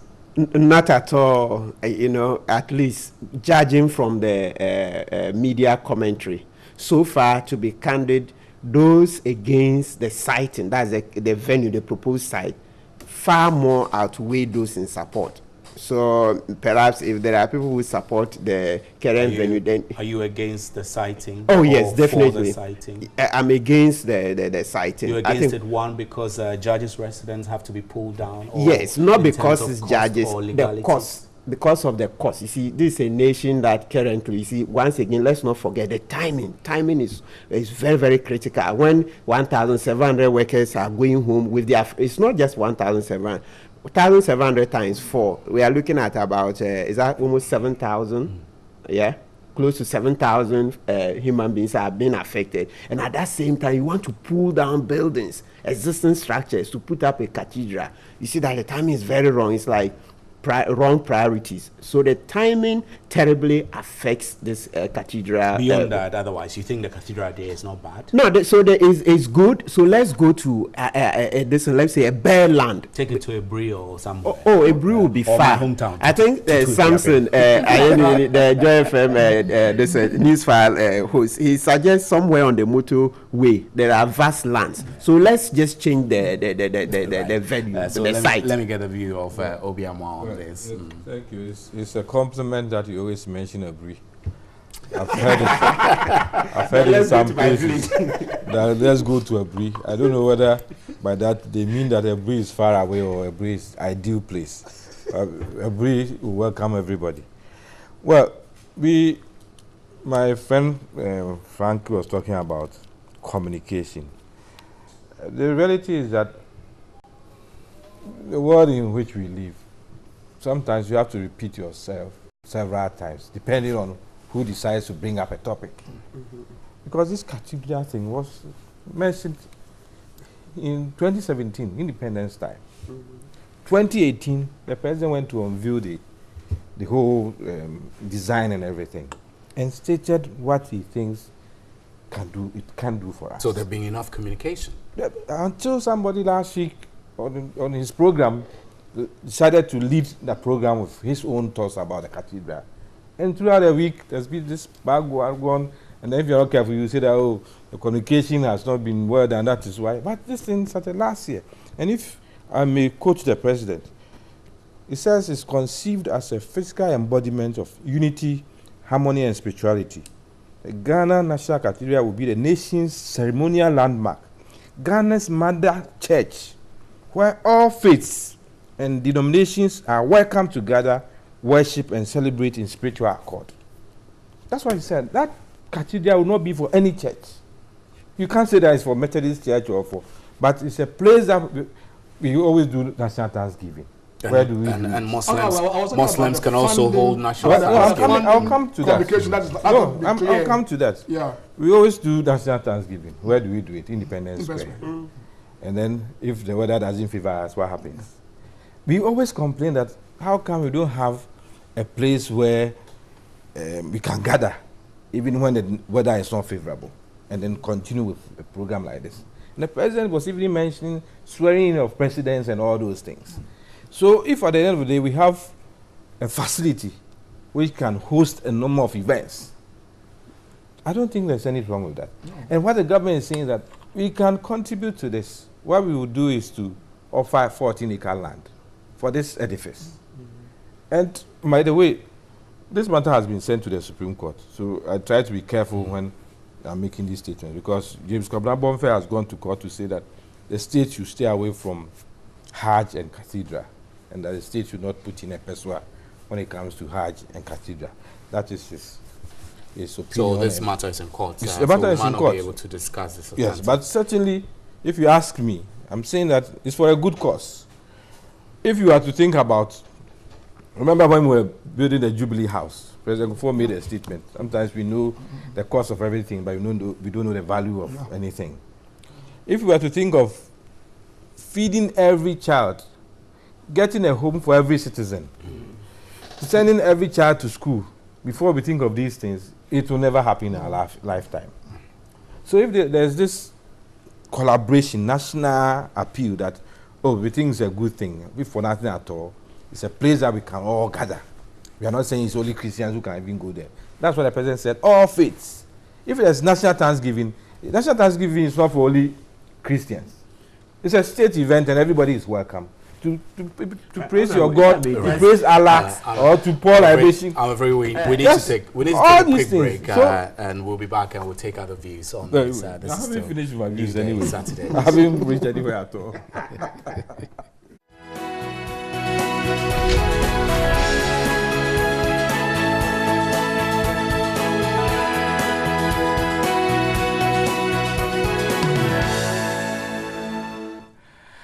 Welcome back to Newday. Honorable Obiamwa was making a point about the site. Honorable, I'll give you a few minutes to wrap up on your well, I was saying that the government is not wholly embarking on this. The government thinks that it's a good idea, And because it's a good idea, the government is donating 14-acre land for this project. But that involves pulling down existing structures. And if that will mean in the future government contributing as appeal for funds coming, I don't think it will be a bad idea. As for the idea that once you pull down the structure, that means it's additional cost. I can tell you that when I was an employee of Internal Revenue Service, now under GRA, I was living in a government flat at White Avenue Airport. There were flats there. They were all pulled down. Now what you find there is Best Western and other private facilities. There are a lot of government banklots sitting on 1-acre lands which were pulled down. North Ridge. Now where you find Stanchart, that was government land. And they put the structure down to put up this huge thing near Akwaje interchange. Surgeons. Yes, so sometimes because of land use, you decide that this is the way it should go. So as for deciding to pull down structures and bring up new ones, I don't think exclusively that is a bad thing. It depends on what you want to do and how it benefits us. But I can tell you that for a fact that several government properties have been taken away, given to private people. When they put up structures, go to this Togo Embassy roundabout. All those facilities you see there, they were government facilities which were pulled down for these structures to come up. These are individual structures, private structures, selling for millions. But you don't hear anything about it. I think this was a good cause, if for nothing at all, for a place that we can all gather. 5,000-seater facility.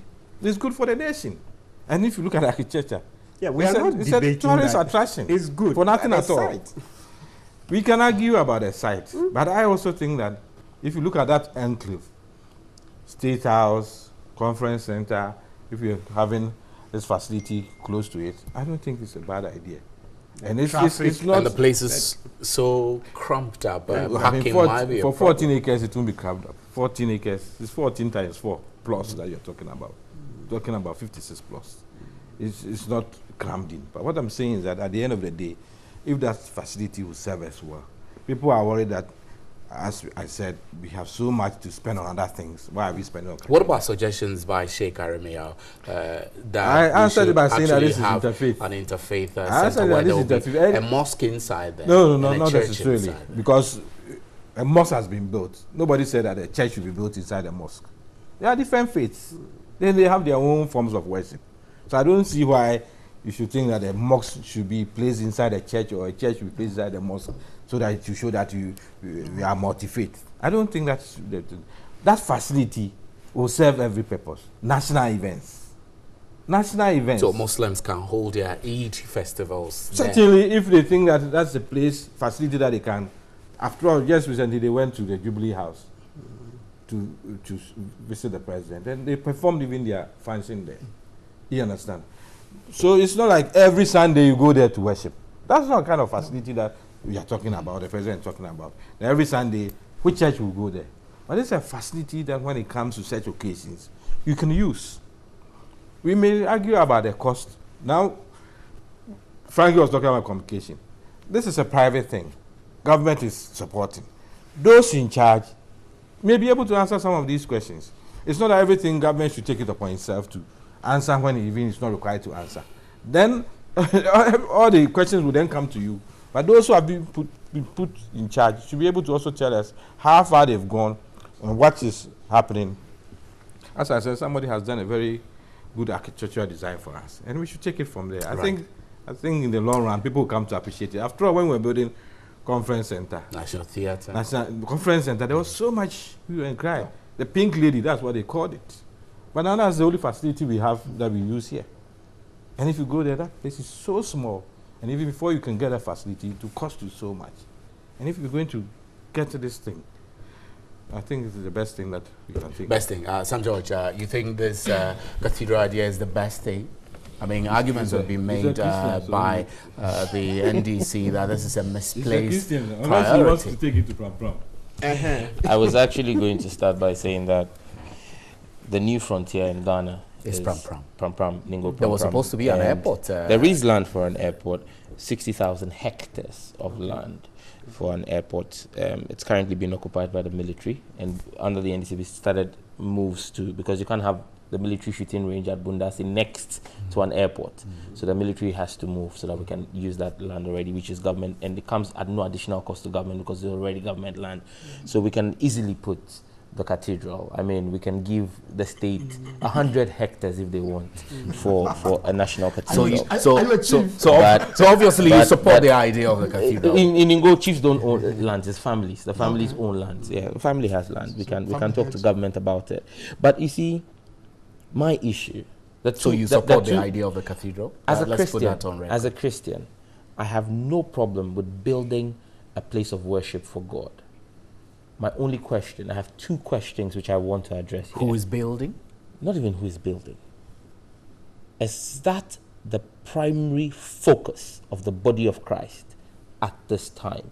Is that our principal need? Is that our greatest work of sacrifice? Is that our greatest devotion to God at this point in time? What do you think it as is? a body of Christ? Really, what do you think it is? As you spoke, as you started, you spoke about charlatans. Yeah.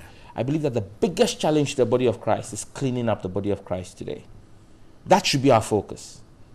That should be the focus. Yeah, and it comes with, no, it goes beyond spiritual exercise. The need, look, in Rwanda, Paul Kagame closed down how many churches?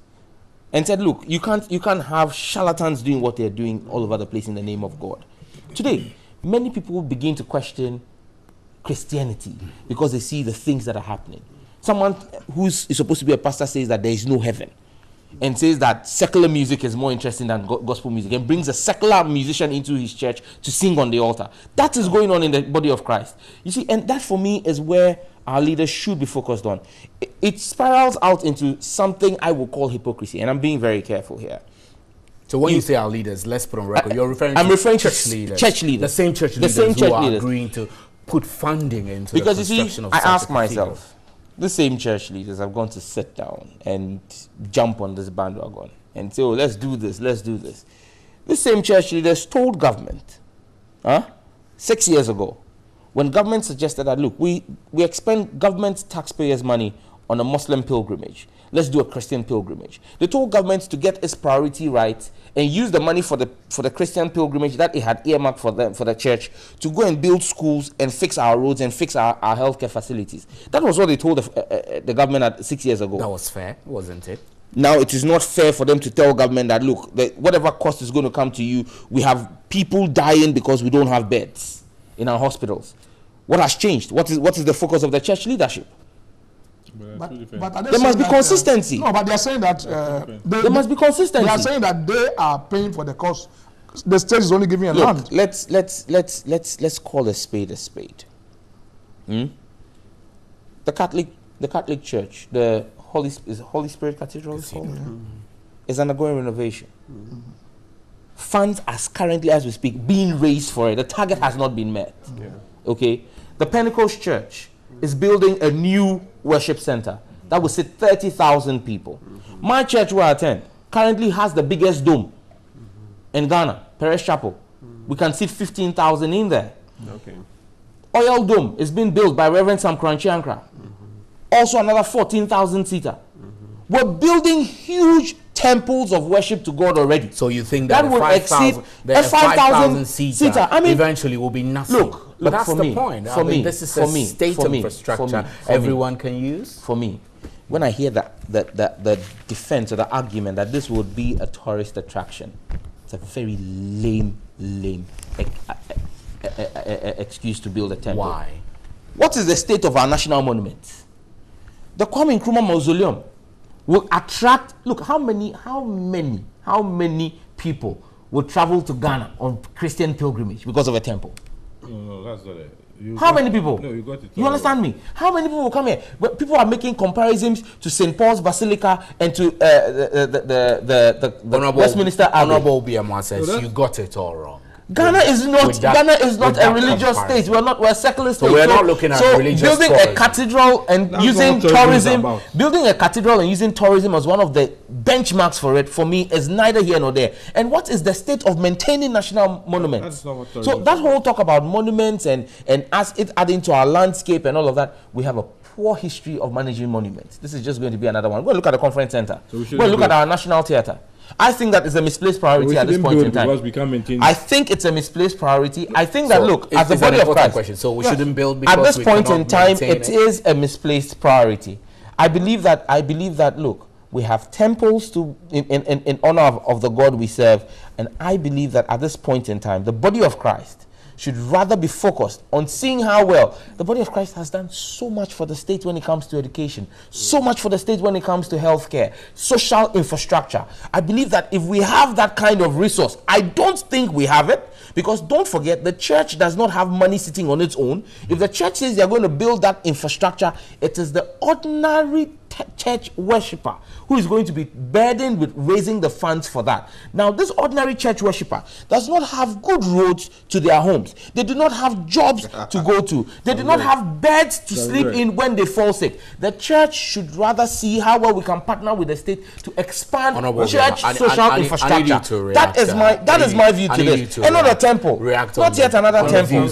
So that we'll move the discussion to other topics. You are saying that you are building a 30,000 dome. It's not the ordinary people who are building it. Do they have the rules? Do they have the rules and the schools? So they are doing that because they are members of the Church of Pentecost, and they believe that in that denomination they need to have that sort of convention. So if they are building that, why go and burden them with building a new 5,000? You're saying that the ordinary person will help in building the cathedral. Because he's a member of that church. He doesn't need to now come and build a cathedral for the state. But Sam, this cathedral is being built for the state. No, Sam, we are told that the Christian bodies want to build it.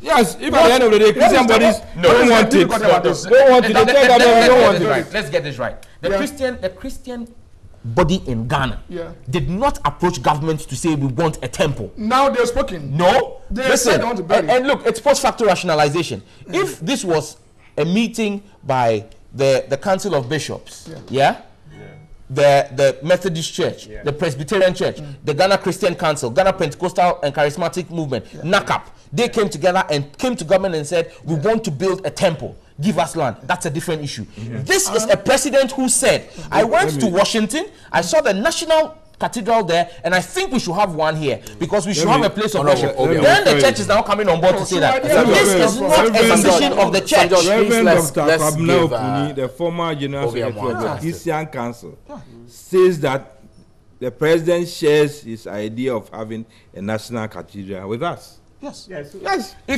president's idea. I'm saying that, look, Honorable Obiama.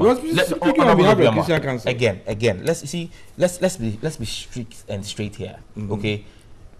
At no point in time has any church leader spoken about building a national cathedral until the president raised it in 2017 at the Independence Day celebration, where he spoke about we don't know that. We don't know. Chief, we're in this country. It seems like he has all the information. Chief, have you ever heard? I'm challenging anybody on this platform, yourself included, to show me evidence of the body of Christ in this country speaking about building a national cathedral before the 6th of March 2017, when President Akufo-Addo spoke about outdoor a national cathedral. This year, at the Independence Day, before he came to the Independence Day celebration, he went and cut sword. They cut sword. Where did they cut the sword? I'm not sure that you normally will cut sword at the venue of where you're going to do the cathedral.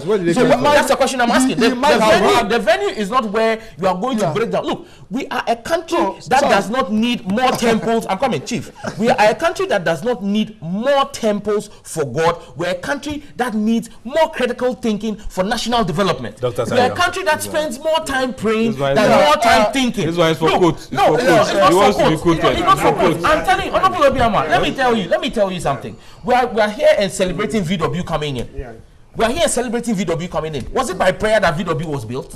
No. Our pastors and religious leaders pray because that is their calling. That is it. It is not our calling to pray. It is our calling to develop this country. And so if as politicians we are not going to think And as academia, we're not going to think.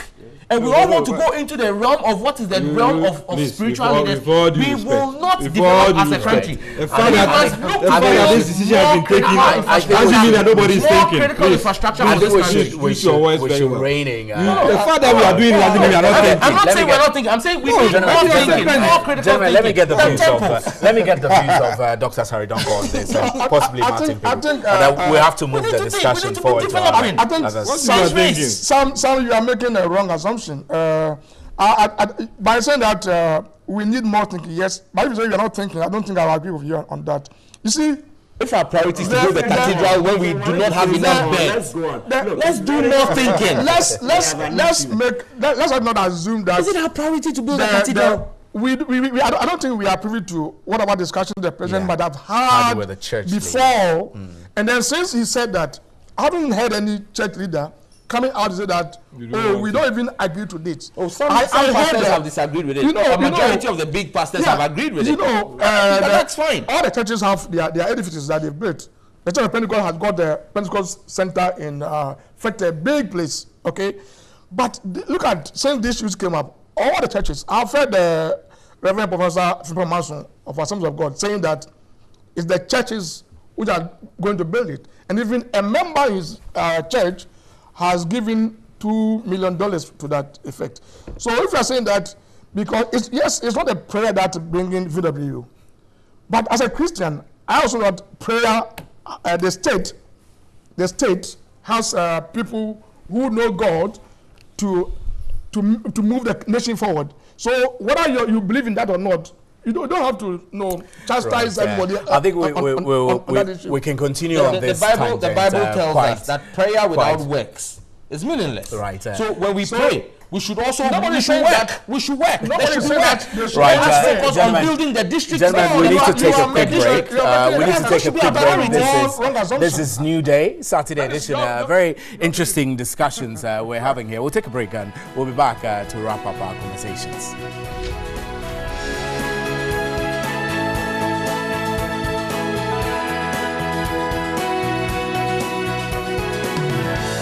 Welcome back. A lot of your messages coming in. Ibrahim Tumu says, my question is, can the government look for better or new land for this project?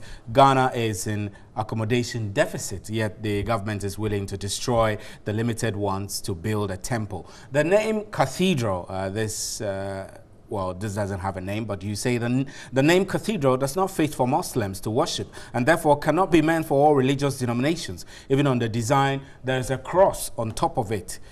Which Muslims and some religious bodies do not believe in. So nobody should have the problem with the National Cathedral by Christians. However, the context of this particular project is the problem. This is a project spearheaded by our president to celebrate the 60th anniversary of Ghana's independence in a disregard for the secular status of our nation. Apart from that, some things are not adding up. The Cathedral Committee said is yet to start fundraising for the project, but judges on site have been moved. Why? The cost of the project is not known, but we are ready to look for funds and start the project. How? I have no doubts that this project is an enterprise to placate the Christian constituency for electoral dividend. Can't the clergy see through this? Would the clergy be at peace with its conscience when it embarks on looking for funds to build a cathedral when the country has only 57 ambulances? This is Koshi from Koshi Bodohu Ayivo. From Idenu Junction. Thank you very much. We have a lot more of your message. And Kwame from Saboba says, Mr. Host, ask the MPP man to tell the people of Ghana why during the latter part of 2016 and now resulted to drinking Calipo. I'm not sure where this fits into the argument. Ask him how the VW started. Was it on a larger scale as we see it today? If you support Kantanka, it can do more than this, than VW. Right. Thank you very much for your messages. Let's move on to discussions. The cathedral discussion is getting heated, but this week there were allegations of conflict of interest raised against the CEO of GNPC, the Ghana National Petroleum Corporation, Dr. Kofi Kodia-Sapong. Internal GMPC memos which were cited by the media and signed by the CEO authorizing the transfer of some $7.5 million to a company he once worked for in 2017, that's a Global Haulage Company Limited, for some residential facilities, raised conflict of interest concerns. But the GMPC issued a statement insisting that there was no conflict of interest as far as the acquisition is concerned. GMPC clarified that, in fact, its residential apartments acquired in Takoradi were done in what it calls transparent manner, devoid of any conflict of interest. The statement also explained that the CEO terminated his appointment and all official engagements with Global Haulage. Some were in November of 2016 before he took over the appointment at GMPC in January of 2017, and that he actually recused himself from the work and discussions of the committee set up to handle the approval of the purchase of this said property. But the key issue is that an audit of the transaction was expected to be performed after January 8th. 2018, and the underlying sale and purchase agreement with the seller had been effected before the memo. So is there something really fishy about the whole deal? Do we get the impression that perhaps this conflict of interest allegations and concerns have come about because the management, the CEO, and everyone involved in this did not conduct themselves pretty well? I'll start with you, Martin Pebo, since this borders on conflict of interest issues. I'm sure you follow the discussion. GMPC has come out with a statement to say, no, we didn't spend 9.5, we spent 7.5, and that our CEO recused himself from every discussion leading to the purchase. But like I said before, the memo suggested that the underlying sale and purchase agreement with the seller had been effected before that said memo, which came about for authorization. Do you sense that perhaps those involved didn't conduct themselves in a transparent manner enough for these conflict of interest concerns to now pop up? No. What I get, I think to clarify a bit, the payment is separate from the authorization or there's an agreement to purchase. Okay. So they're saying that for the agreement to purchase, that was where he cleared or he made sure that he obeyed the conflict of interest rules. That is to say that at the time the board was discussing it, he recused himself. So that one, that's good. He didn't have any part to play, at least formally. That's it. And if you look at the way our rules are designed in the Companies Act, that is what is required. So you're talking about sections 206, okay, 205. Your microphone is behind your newspaper. Yes. So section 205 of the Companies Act deals with conflict of interest. It's not to say that if there is conflict, the transaction cannot come on. No. When you are conflicted, that is to say you have either familiar relationship, financial interest, or any other interest in a transaction that the company is about to undertake or enter into, you disclose it, and then you recuse yourself. You see, so for these two, once he did that, at least formally on paper, he had stayed within the law. You see, so the authorization for the payment is the one that is created a public furor. But that one, you would need more. But you see, for me, one thing I use, to the extent that you and I weren't there, weren't involved in the actual deliberation, sometimes you look for other, signs, okay, other indications. Indications like what? So, one, workers. When you see workers jumping up to support their CEO, then it tells you that the situation is not as bad as you would have expected, because that's unusual. Remember the Ghana cylinder manufacturing, CM's case, or so many other cases. You see workers coming up to say that, no, this CEO is bad, this, that. So for me, that's why I said, to the extent that we weren't there, let's look for other indicators, and one key one is workers, and workers are key stakeholders. So for them to have signed, and even what the newspaper, they even exposed their signatures and all that, the workers came up strongly in support that, look, nothing untoward was done. So there's something to be said for So we should just take their word for it and let go, really, that there's no conflict of interest here, and then that's it. I mean, they went on, the statement went on to clarify that there were a few misrepresentations in the media reportage. We're not saying we should just take it, but at least what I'm saying is that, so based upon their stand, it tells you that we cannot just conclude then that something went wrong. And please, let's repeat again. It bears emphasis. When you say conflict of interest, it doesn't mean that because you are conflicted, the transaction can never come on. No, you have to do disclosure and stay away. So far, that is what I'm saying. At least let's be fair. So far, the right procedures were followed. But as to whether maybe practically something else, then that one at least is not been made out. You see, it's not been made out. And once you have the workers supporting, then it means that we cannot crucify the CEO because the workers are closer. And don't forget, in most public institutions, you have people of one political divide or the other. But for the workers who have come together to issue the statement, for me, I think that we should. Honorable Obiama, so I mean, conflict of interest, nothing to worry about, because the explanation suggests that the CEO recused himself. He had resigned from Global Haulage in November before he took his appointment as GMPC in January. Well, the media raised the issue. GMPC has responded. Before GMPC responded, I heard the chief executive also responding. And the major issue that came up was the fact that he used to work for a company and then resigned in 2016 to do other things. And now the company that he works for has seen it fit to purchase property from his previous company. Mind you, he's not the owner of Global Haulage. And he's not the owner of the properties? He's not the owner of the properties. As far as we are concerned, the company has come out to say that we followed all the procedures, to the extent that he had disclosed that he used to work for this particular company, so you should take him out of your deliberations. Where he's brought in is the fact that he authorized a certain process to go on and said that he was ready to take every responsibility for it because that transaction had to be concluded at a certain point. Now, I'm more interested in procurement procedures.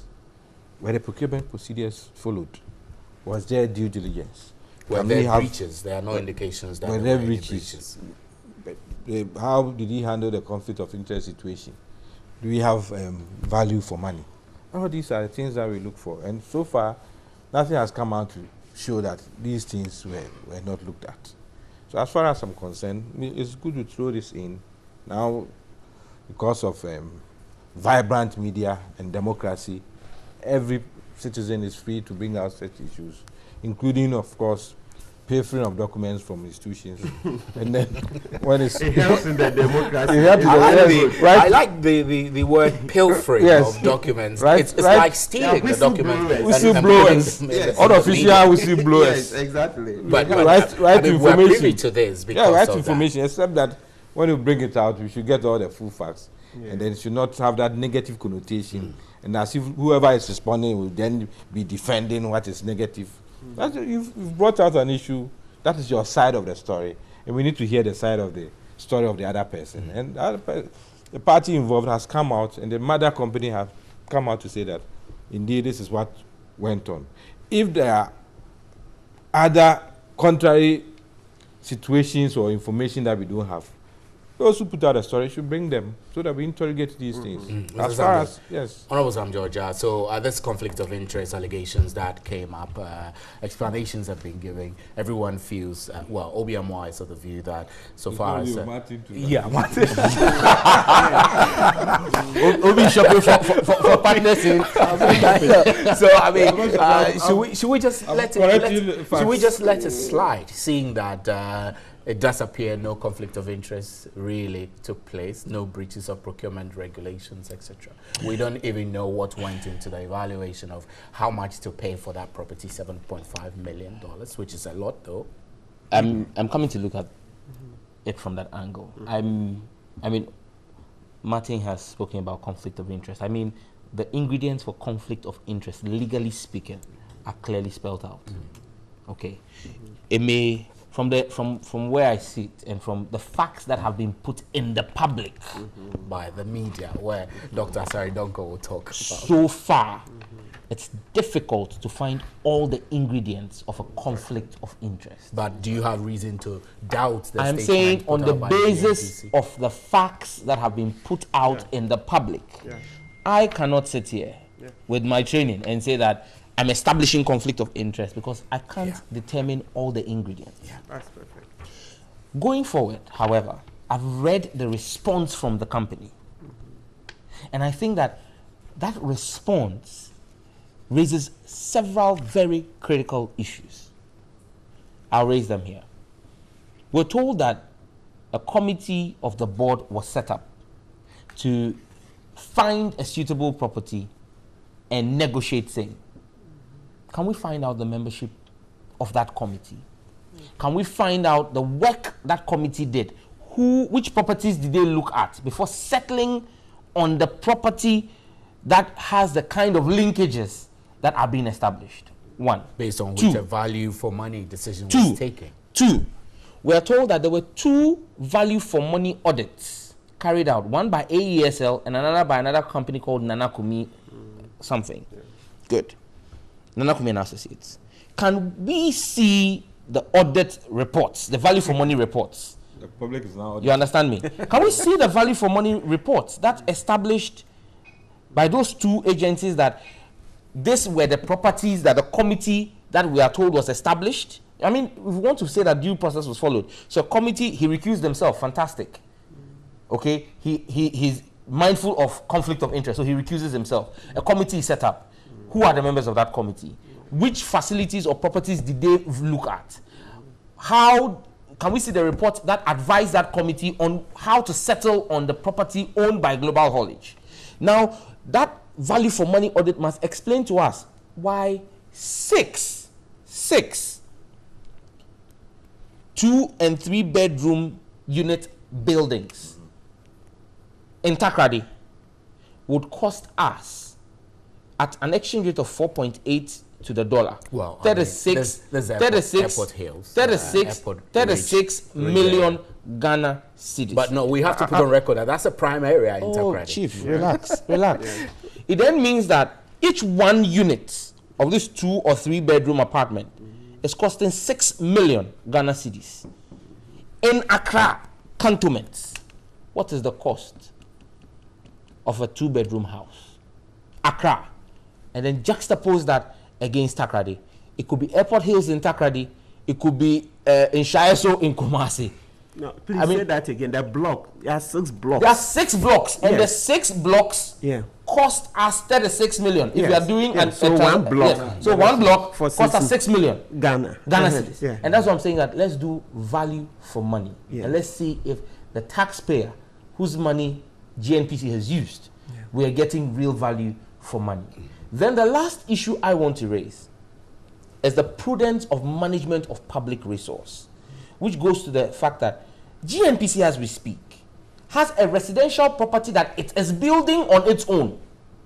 That is 85% complete along the Takrady Harbour area. 85% complete. They needed $4 million equivalent to complete it. But that was shelved by the board, and another property. Residential. Oh. Residential, 85% complete. They needed $4 million to complete it, and they rather left that and took 7.5 million to go and buy another property. These are questions, and that's what I'm saying, that these are questions that are these are the questions that are worrying my mind. I'm not really seeing the conflict of interest per se, where you're looking stricto sensu. Maybe you should be interested in sending your camera. Yeah, I know. And I'll give Dr. Saridonko a few minutes to wrap up on that. But let's take a break, and when we return, we'll do that.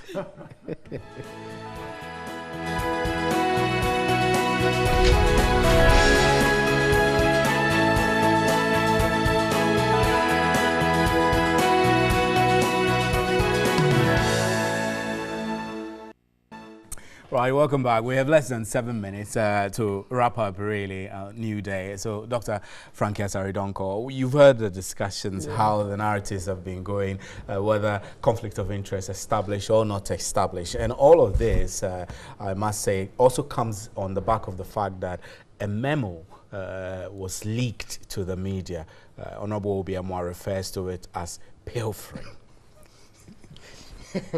Steve, you know, this story for me exposes some of the weaknesses in our media reportage. You know, media's agenda setting power is very, very, very, it's a very powerful tool.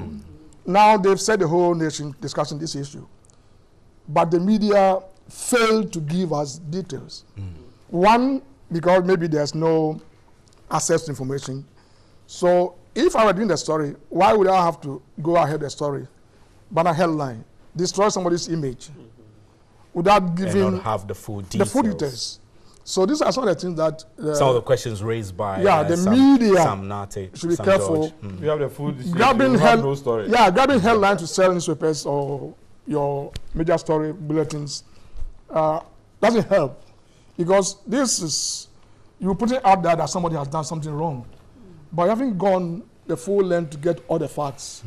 So I think that as our democracy is growing, facts of who were the board members, yes, what decisions were taken, which houses were looked at, what value of money went into this, compare the value whether, of, like Sam George was saying, they abandoned an ongoing project which was 85% complete. Yes. What kind of project was that? Who was that project meant for? And who is the new one meant for?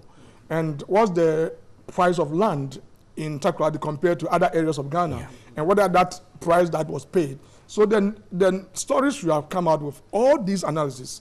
You see, we are having plurality of media, but I must say that we are lacking some fairness in the way we carry the stories. Sometimes we just carry the headline. You read the story and the actual meat is not there. Commercial interest dominating media. It's not there. Media agenda. And sometimes we run people and institutions down before they come out to explain all that.